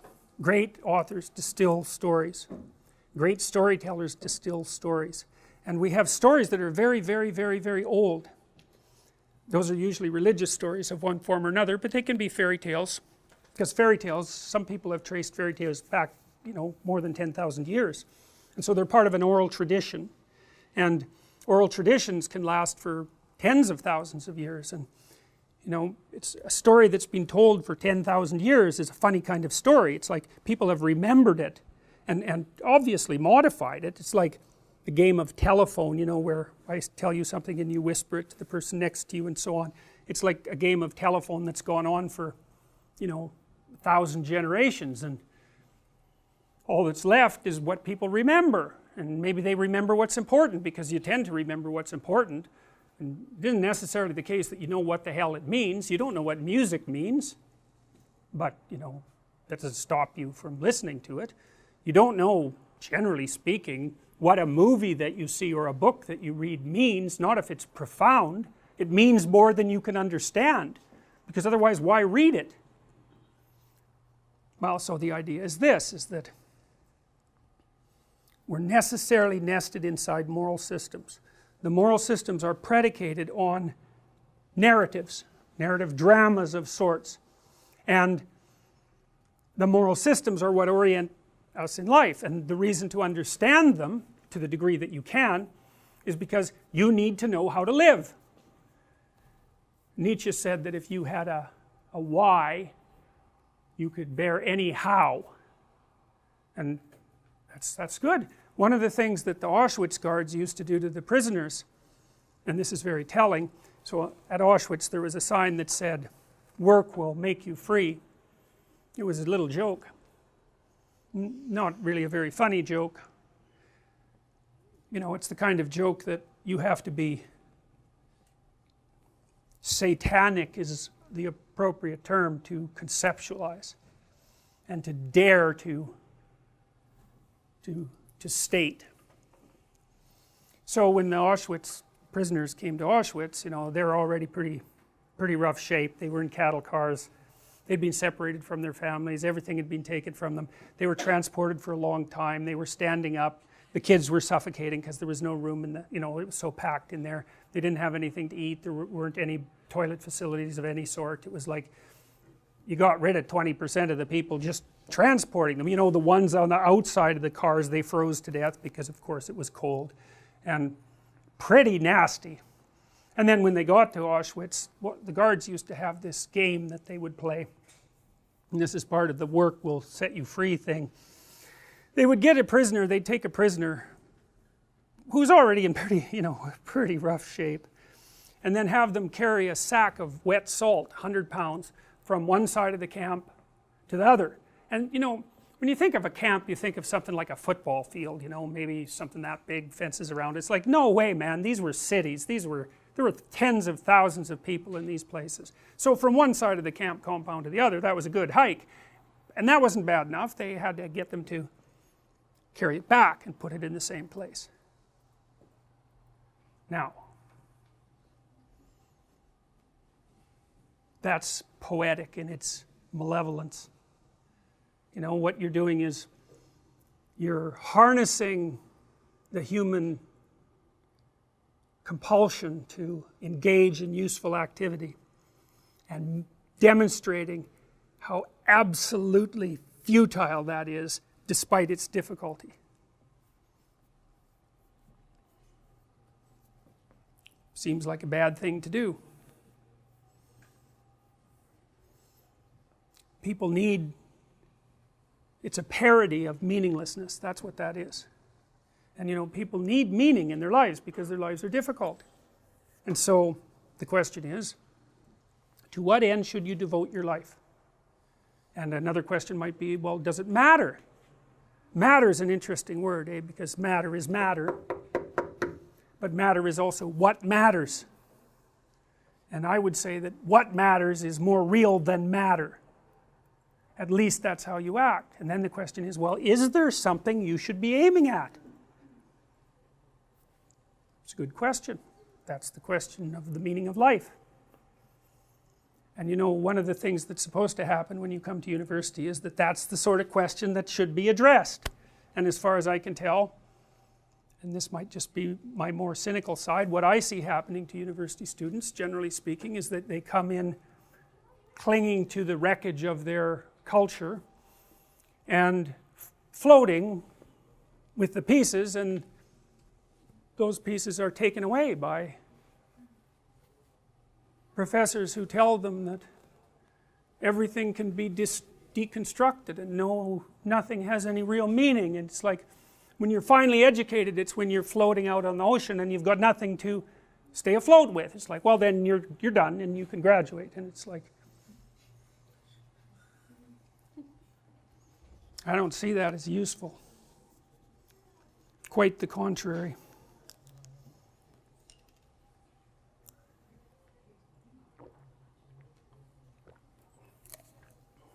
So let me tell you a story.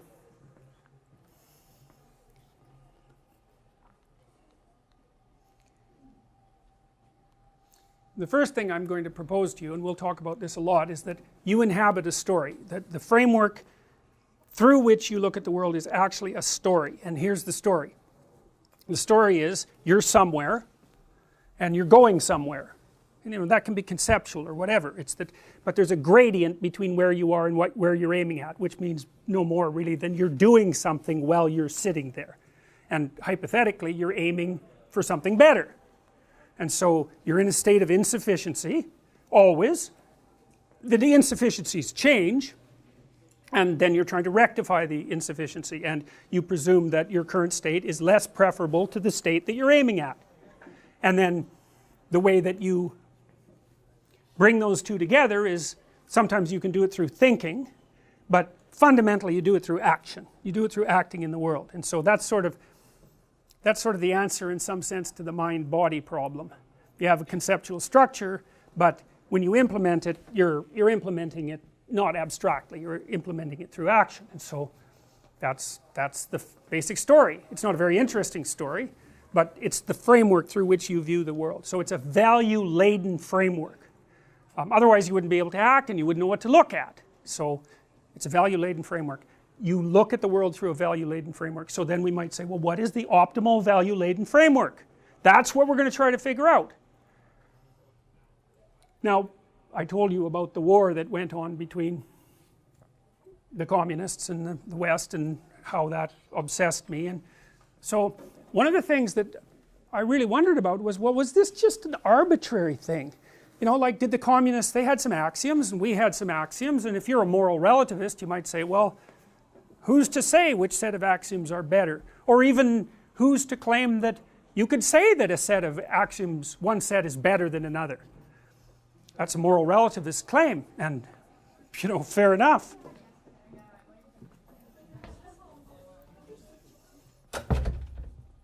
So I thought, well, maybe this is just an arbitrary thing and it's going to be settled by force, because that's how you settle an arbitrary claim between two competing systems where there's no room for negotiation. So I thought about that for a long time. I wanted to know what the roots were of the Marxist system and what the roots were of the Western system, and what I surmised was that the Western system was actually something that evolved, whereas the communist system was a rationalist construction that was imposed, and they weren't the same thing. And so then I wondered, well, what's Western culture grounded in, and is there any reason to assume that that's real in any sense?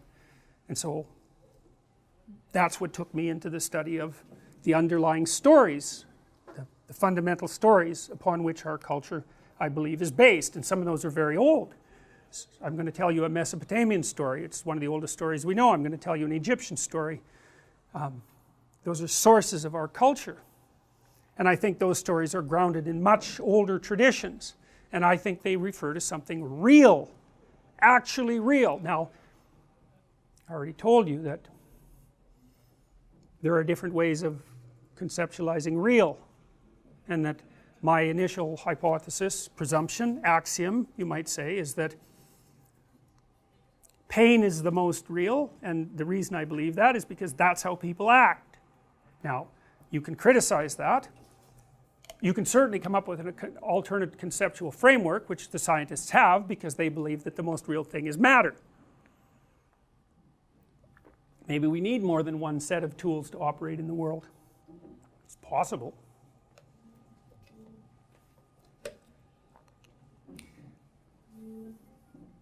So now I want to tell you what I think the fundamental constituent elements are of stories.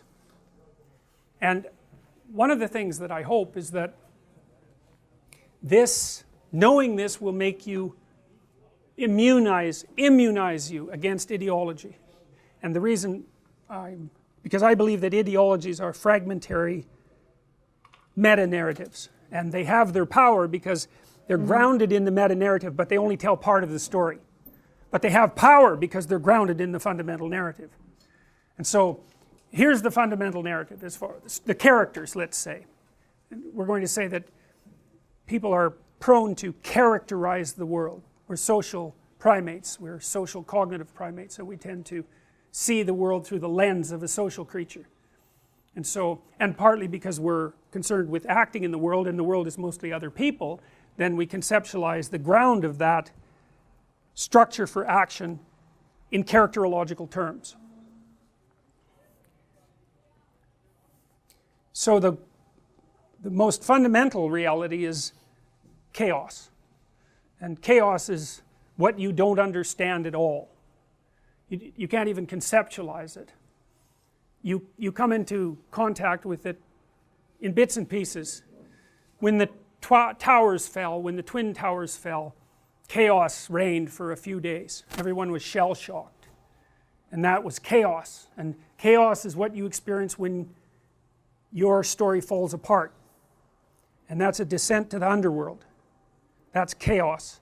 And basically you live in order and chaos. And order is where, when you do what you think you should do, what you want to have happen, happens. That's order. That's explored territory. And chaos is when you do what you're supposed to do to get what you want, and it doesn't happen. And then that place that you're magically in when that happens, that's chaos. And it has different depths. You could say it reaches all the way to hell, and that usually happens when your life falls apart very badly, and you're down in that chaos, and you realize that it was your fault, and that you did something wrong, and that you knew it and you ignored it. That's the worst form of chaos. So there's chaos itself, and then the next thing is fairly straightforward. You could think there's the individual exists in culture, and culture is embedded in nature. Pretty straightforward. Nature is mother nature for reasons we'll get into, and culture is father culture. And I think that's because the fundamental dominance hierarchies in human primates are masculine, and that nature is assimilated to the feminine because it's, well, for two reasons. First of all, females do the sexual selection among human beings, so they actually are nature from the Darwinian perspective. And second, nature is the productive biological force. And so we've always conceptualized males and females, and we've used that conceptualization to sort out the world at large. It's a metaphor. But it's not just a metaphor, you know, it's reasonable to consider culture as a judgmental father. It's really reasonable because, you know, you have a group of people around you, some friends, some people that watch you work, some judges, and that stretches across a very long expanse of time, and those people as an aggregate make an entity that is judging your reputation constantly. And it's perfectly reasonable to personify that because it's like a meta person that's watching you. And so it's a useful metaphor. There's a meta person that's watching you. Well, yeah, there is, obviously. So now you could say, well, that's not real. It's like, it's not real the way a scientific truth is real. It's a different kind of real. Well, nature has two elements. It's destructive and creative. Obviously, there's the beauty of nature and its bountiful element, and then there's, you know, Anopheles mosquitoes and elephantiasis and cancer and starvation and all the terrible elements of nature. And then there's culture, and culture is tyrannical because you have to shape yourself, involuntarily even, to get along with other people. You sacrifice a lot of yourself and develop yourself, but you sacrifice a lot of yourself in that endeavor, right? We have to kind of average ourselves out in order to live together, and some societies are more tyrannical than others, but there's always a tyrannical element. You see that at university, you know, you guys know that to some degree, this is such a big place, it's easy to feel like a number here, and that whether or not you're here or not doesn't matter. The institution doesn't care.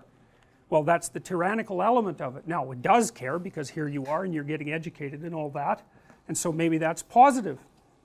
But it's got both. These characters always have two sides. You know, there's the negative side and the positive side of nature.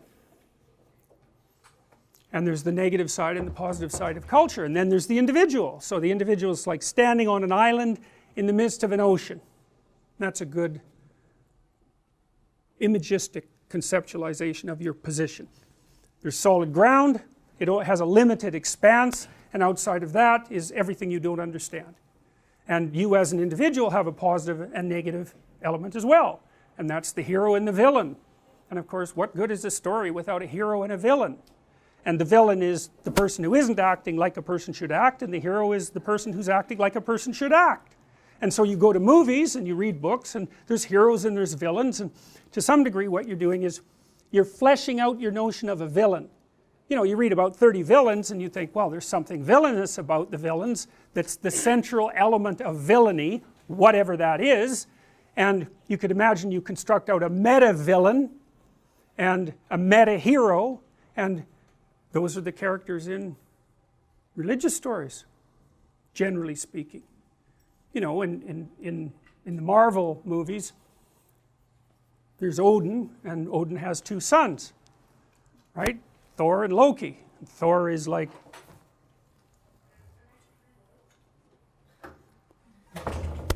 Thor is the world-redeeming hero, and Loki is the trickster who wants to bring everything down. And you have to recognize that in yourself, or it's useful to, because otherwise you underestimate. Is this positive psych? No, it's maps of meaning. Positive psych. It's definitely not that.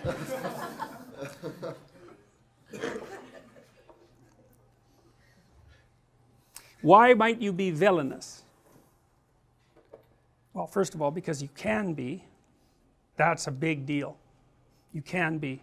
It's actually an offshoot of empathy. This is something that took me decades to figure out. I figured it out when I was studying the book of Genesis. because in the book of Genesis people become self-conscious and they immediately have the knowledge of good and evil, and I just couldn't figure that out. It's like, what the hell's the relationship between that? And then really, I tell you, I thought about that like for 30 years trying to puzzle that out, and then I realized what it was. If you're self-conscious, you can conceptualize yourself as a being. You know that you are, and you know what you're like, and you know what hurts you and what doesn't. And as soon as you know what hurts you, you know what hurts her. And so that's the knowledge of good and evil that comes along with being self-conscious. This is something that distinguishes human beings from every other animal. You know, a lion will eat you, but it doesn't really want to tear you apart slowly just for the fun of it. Well, it eats you, it just wants to eat you, and you know, you could call that evil. It sucks, that's for sure, but animals are beyond good and evil in that sense. But human beings, man, we can aim our malevolence, and we're really good at it, because we can imagine, God, this would hurt, and if it hurts me, man, it's really going to hurt you. So, and you need to know that you're like that, because you are like that. And if you don't know you're like that, or if you don't think you're like that, you're even more like that than you think, because the people who are most like that are people who don't think they're like that at all. And you have to contend with that. And that's why in many systems of thinking the world is conceptualized as a battle between good and evil, and it's an appropriate conceptualization. It's a meta conceptualization, and the culture is the wise king and the tyrant, and that's always the case, and you're always stuck with that, because as an individual, with your negative side and your positive side, your negative side is the resentful side that is irritated at the limited conditions of being and the suffering that entails, and its arbitrary and unfair nature. And no wonder, like, that side has a case to make. It's not trivial. In the Brothers Karamazov, that argument is laid out beautifully. There's a character, Alyosha, who's a monastery novitiate, and not really a sparkling intellect, but a very good person.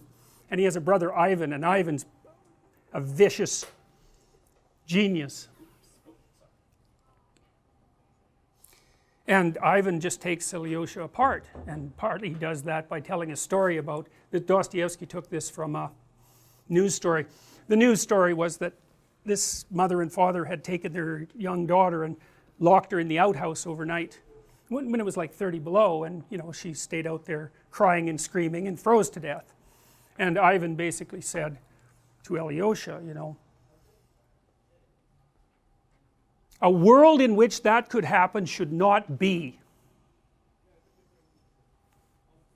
It's a good argument. You know, and you can multiply that by millions of examples.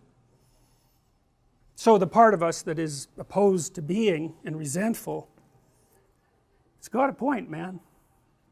The problem, as far as I can tell, is that if you act that out, then it makes what you're objecting to worse.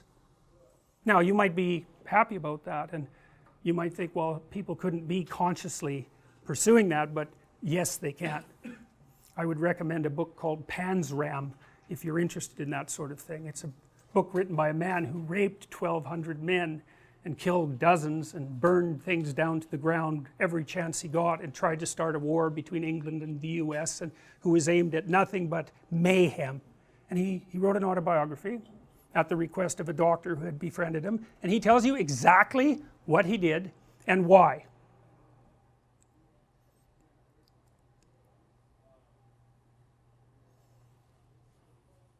The story. Hero and adversary, order and tyranny, destruction and creation. That's the basic landscape, and outside of that, chaos. And so let's take a break.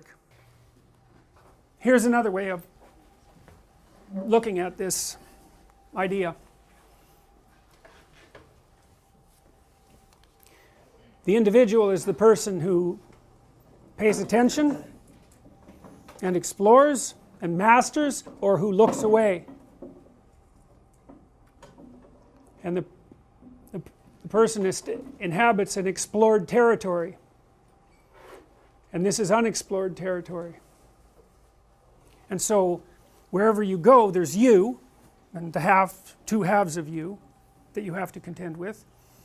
And wherever you are with people, there's the society with its tyrannical and beneficial nature, and the society in some sense is that match between what you're doing and what's happening. It's really important to get that right. And then unexplored territory, that's wherever and whenever what you're doing stops working. And so it's not exactly a geographical idea, you know, because when you think of explored territory, you think of geographic landscape, like the domain of an animal, you know, or like your house. And, you know, that's definitely an element of it. But, you know, if you're in your house and a snake comes into your living room and you're in there, it's like, well, that's an important difference between your house 1 second ago and your house now. And so your house can turn into unexplored territory at the drop of a hat, and that's because we live in space and time. And so the unexplored territory is conceptual. It's a conceptual territory, and it's just wherever you are when things aren't working for you the way they're supposed to be. And so, and these are permanent parts of the human experience, which is why I think they are fundamental characters in our narratives. There's always you, there's some subject of the story, and that subject is an ambivalent person with many different potentials, and you're always somewhere, and it's with other people because that's our territory, right? I mean, we're social beyond comprehension. And you know, even our primate ancestors, most of their territory was other primates, and their brains and our brains are specialized to view the world as an aggregation of personalities. It's really important to us. And so we tend to view the whole world that way. And then unexplored territory, well, that's where you don't know what to do. But you know, you do know what to do when you don't know what to do. Peculiarly enough, it's rather non-specific. It's this generalized stress response. And so what happens is you freeze, roughly speaking, if the threat is enough. Then you produce a lot of cortisol and a lot of adrenaline so that you're bloody well ready to move quick in whatever direction you have to, and then maybe you pay more attention, and that's what you do when you don't know what to do. And the problem with that is you can stay in that state forever, man. That's kind of what post-traumatic stress disorder is. It's like you're just like that all the time, and the problem with that is it's very uncomfortable. I mean, you stay like that for any length of time, you're going to get depressed, you're going to develop an anxiety disorder, you're going to get old, because you're burning up resources like mad. You know, your system is shunting everything to maintain that state of emergency preparation, and it's exhausting. It's not where you want to be. So that's partly why people are so prone to defend their territories, their familiar territory, because if their familiar territory is invaded or disrupted, then they default back to this state of emergency preparation, and that's like, that can unglue you if it's profound enough. You know, and you guys know this already. I mean, I think people experience this most particularly when they're betrayed by someone they have an intimate relationship with, you know, when they're lied to. There's other ways, the collapse of a dream or a vision that you've been pursuing, or an illness, or the death in a family. There's lots of other ways, but betrayal is a really good one, because if you're with someone for a long time, you trust them, you have a representation of your past, you have a representation of you in the relationship, you have a representation of them, you have a representation of relationships, you have a representation of the future. You get betrayed, it's like poof, even the past isn't what you thought it was. You know, and what about you?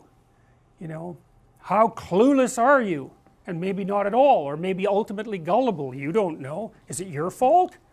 Or, you know, are you so clueless that you just can't protect yourself, or was the person malevolent in some subtle way that you failed to detect? Everything's up in the air.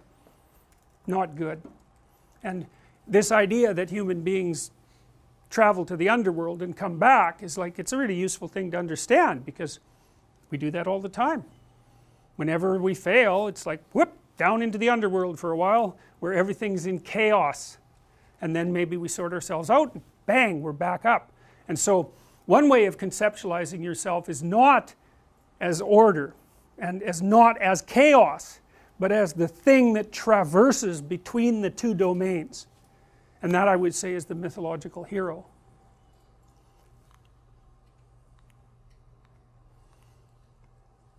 So I'm going to start talking to you about Pinocchio a little bit, weirdly enough. I hope you enjoy this. And the reason I want to do it is because I want to put some, I want to bring what I told you abstractly down to earth, and then you can start thinking, well, do the conceptions that I've introduced to you, are they good for anything? Do they help? That's the order, descent into chaos, re-establishment of order. That's Paradise Lost, Profane History, Paradise Regained. It's the classic comedy, and that's the story of life. And so the question is, how do you manage it? And so that's a question you really want to know the answer to. So you'll pay money, weirdly. You'll line up and pay money to see a story about that, even if you don't even know that that's what the story is about. And the reason for that is that actually part of you does know what the story is about. You know, you have your cognition has multiple layers. You understand things that you don't know you understand in ways that you don't understand, and you can tell that because, you know, we talked about Pinocchio a little bit, how absurd it is, and that it doesn't matter. Well, sorry, I have a question. So we've been talking, chaos is when people don't do what they expect to do in the negative sense. So something bad happens to you. What if the reaction is extremely positive, like something that you don't expect, like winning a lottery? Do you also go into the stress response, or? So it would be the same thing? No, it's not quite the same thing. It's a good question, and we will address that. We will address that. I mean, winning the lottery is generally not a good idea for people. You know, because it's just too much. It's too much for them. It flips their lives upside down. So, and they tend at best to return to their original baseline level of emotion.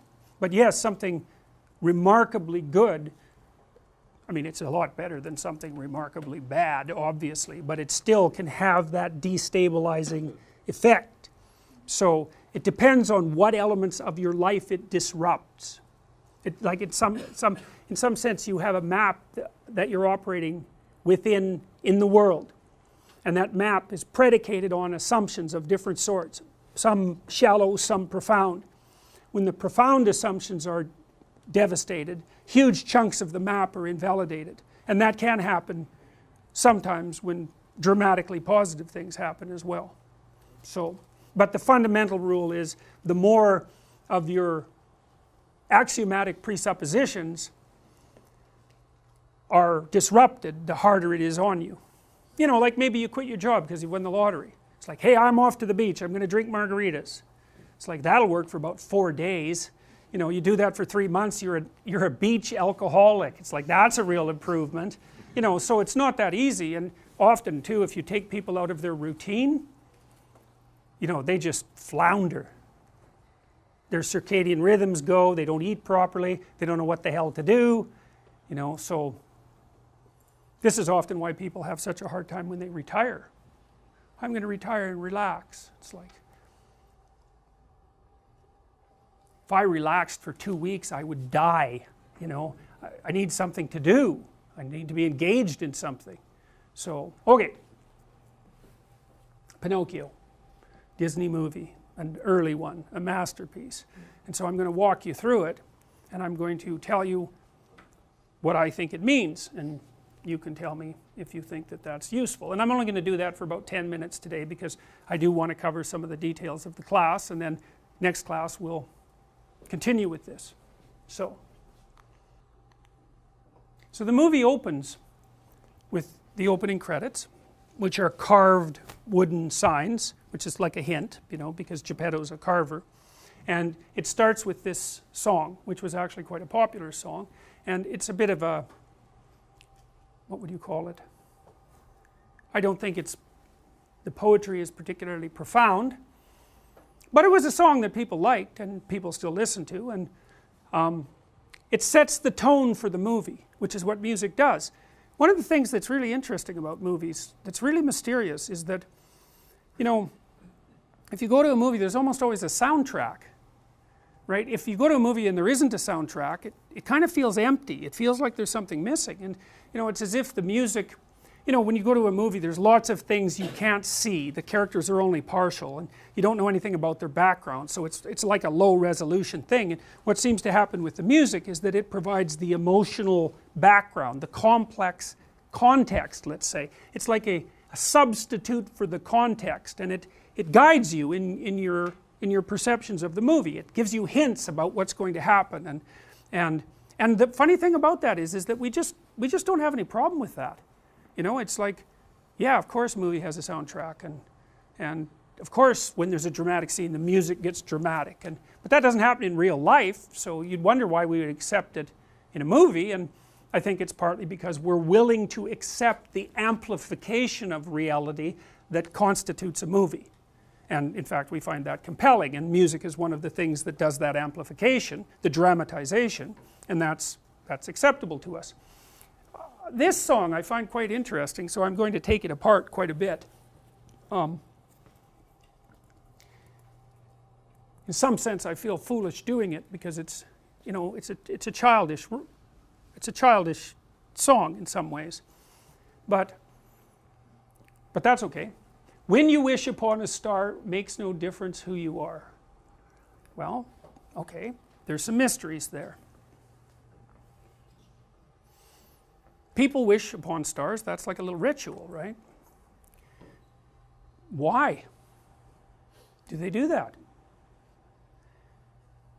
Well, and what exactly is a star?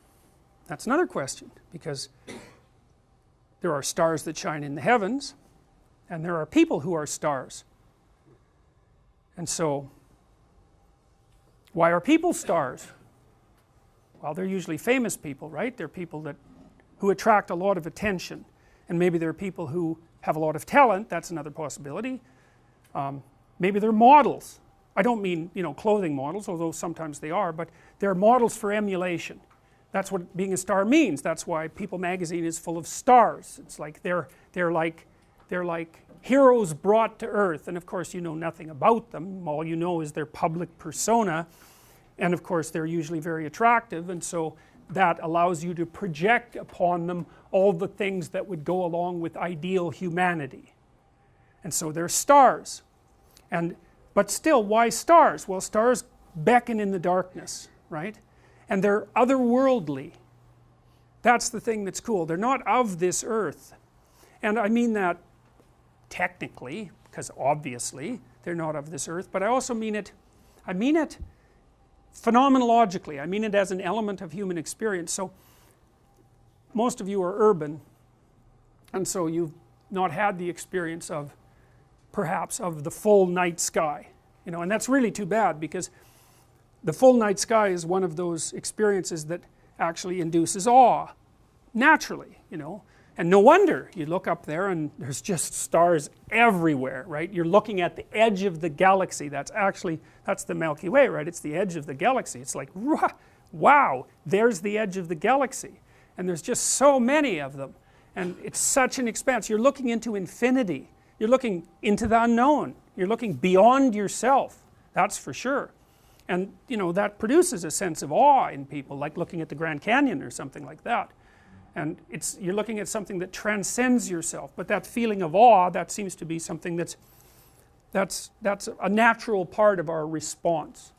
You know, you might feel awe when you meet someone that you regard as particularly admirable as well, because you feel that there's something transcendent about them. So here's an interesting thing to think about. There are people you admire, and there are people that you don't admire.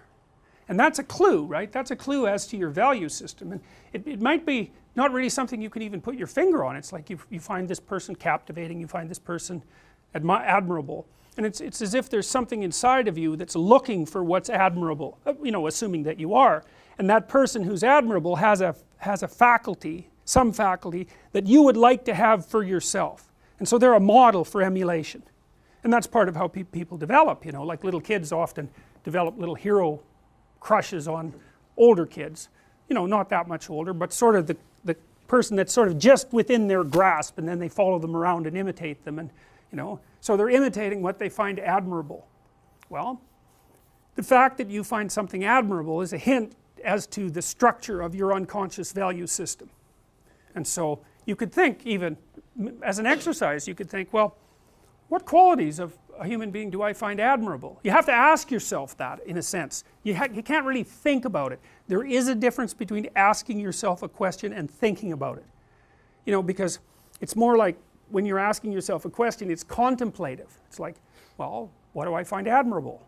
It's a question, you don't know, and if you're fortunate, and this happens quite regularly, an answer will float up from wherever the hell answers float up, and you know, oh yeah, that's one, and you can write that down, and you get some idea of what your ideal is, you know, and you have one likely, and what your counter ideal is.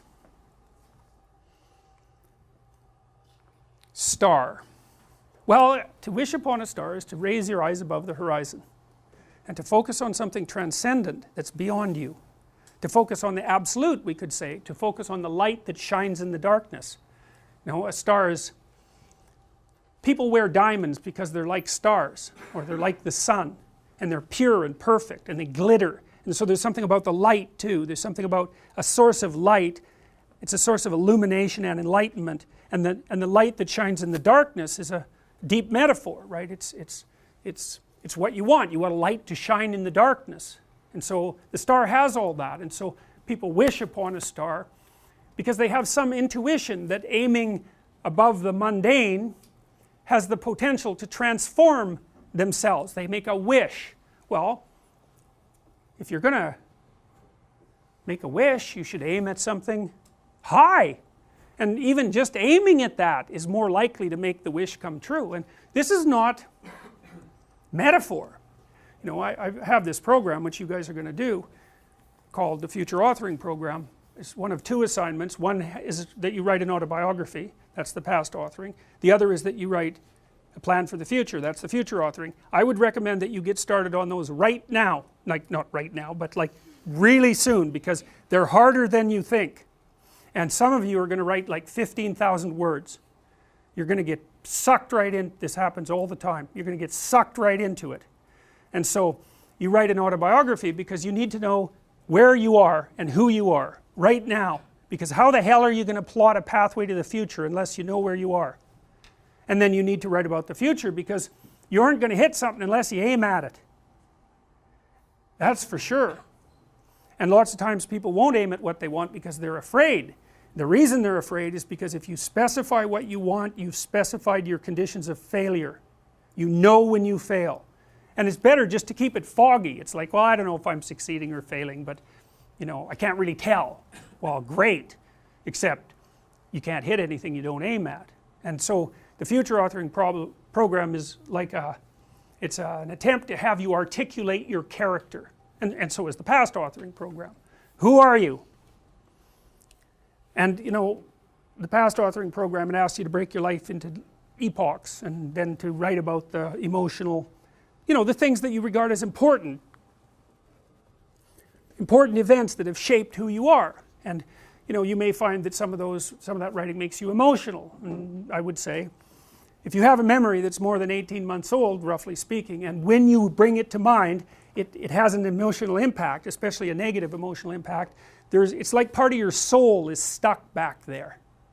And I know that's a metaphorical way of thinking about it, but what I mean is that the reason that you still experience the emotion is because you have not solved the problem that situation faced you with. It might be a real problem, like maybe you got tangled up with someone who was really bad, and that's rough, man, because you've got to come up with a theory of malevolence to deal with something like that, and that's no joke. But if it still produces emotion, it means you haven't solved the problem, and your brain is still tagging it as threat. It's a part of your territory that you did not master. Threat, threat, threat, threat, threat. And until you take it apart, and articulation really helps that, writing really helps that, then you're not going to free yourself from its grip. And that might not be that pleasant. I mean, this is one of those situations where doing it tends to produce a decrement in people's mood in the short term, but quite radical improvements 3 to 6 months down the road. you know, and it's often the case that you unfortunately have to do something you don't want to do in order to progress. It's very, very common. So, and the future authoring program asks you about different dimensions of your life, like, because you're, you know, you can think of yourself as a personality inside your head, but you're nested in systems that transcend you, and they're just as real as whatever's in your head. It's like, well, what do you need for life? Well, that's pretty easy actually. Some friends, that's a good thing. Intimate relationship, that's a good thing. A family, you know, either the one you're going to produce or the one that you come from, where people to some degree love and care for one another. That's a good thing to work on. You need some plan for your career. You've got to fit in somewhere that people regard as important and that they'll trade with you so that you can live. You need something worthwhile to do with the time that you're not at work, and you need to pay attention to your mental and physical health, and you need to regulate your use of substances, which is a strange one, but alcohol does lots of people in, so it's worth thinking about. That's why we put it in there. So then it's like, okay, what the hell do you want? What do you want from your friends? What do you want from your family? What do you want from your career? If you could have what you wanted, and that's what the program asks you, 3 to 5 years down the road, you get to have what you want. Now, I'm assuming that you're going to approach this like, you know, reasonable adults and not like 13-year-old dreamers. I think I want the most expensive yacht in the world. It's like, fine, but, you know, that isn't really what, it's supposed to be more concentrating on your character. And so then it asks you to write for 15 minutes without thinking too much about grammar or sentence structure, any of that, about what your life could be like 3 to 5 years down the road if you were treating yourself like someone you cared for and you were helping them figure out what they wanted. And then it asks you to do the same thing in reverse, which is to think about the ways that you're radically insufficient and your faults.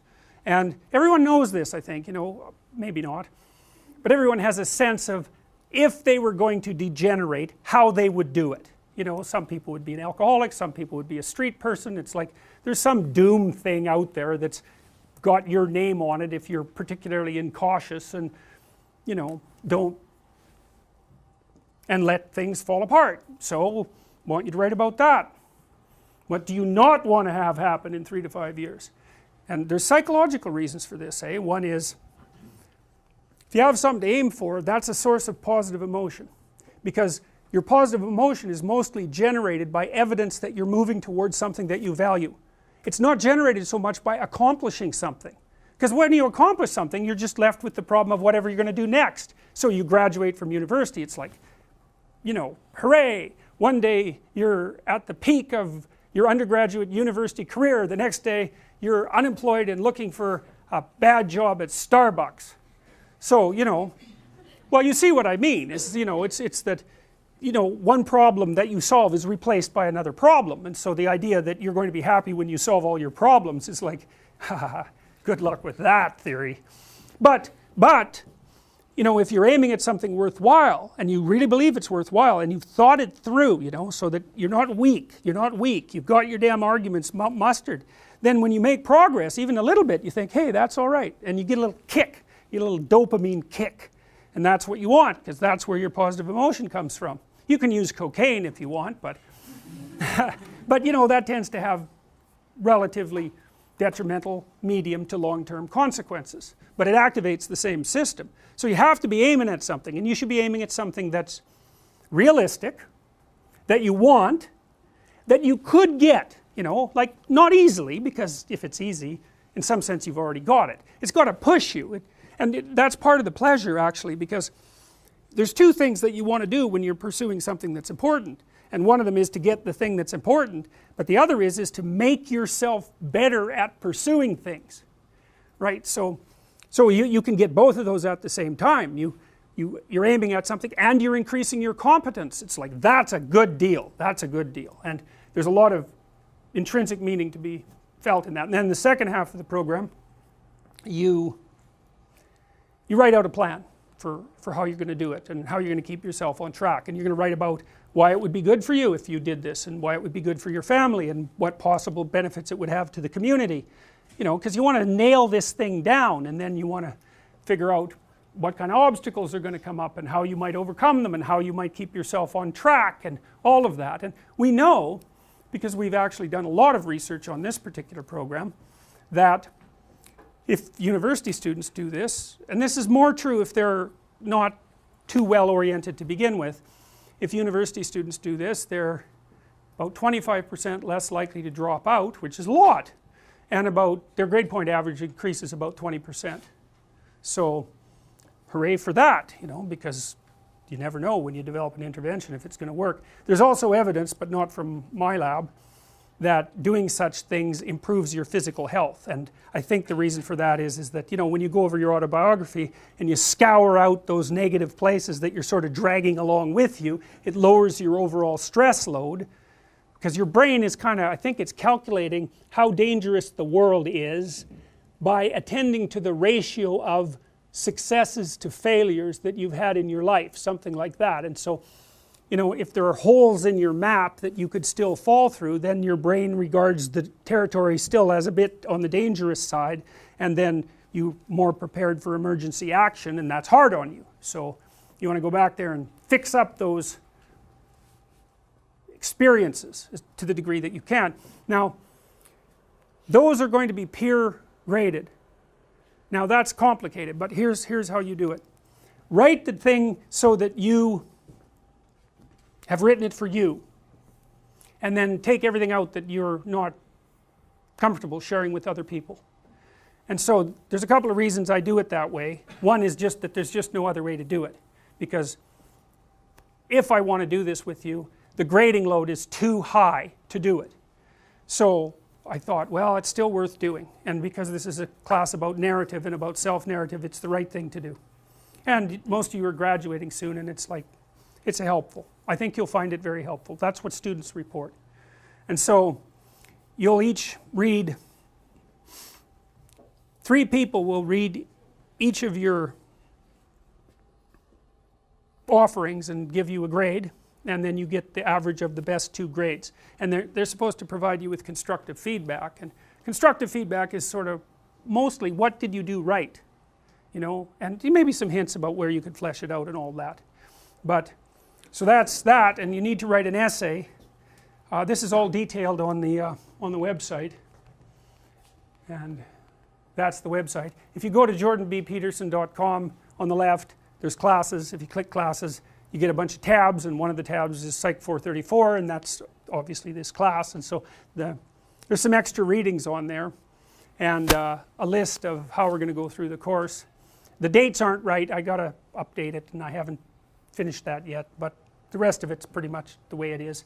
This writing program is an online program, and it guides you through the process of doing it. But really, I would really recommend that you start like this week, because it also works better if you do it over time, and it seems like in bursts of writing, you know, and to sleep in between episodes, because that's when your brain consolidates its new information.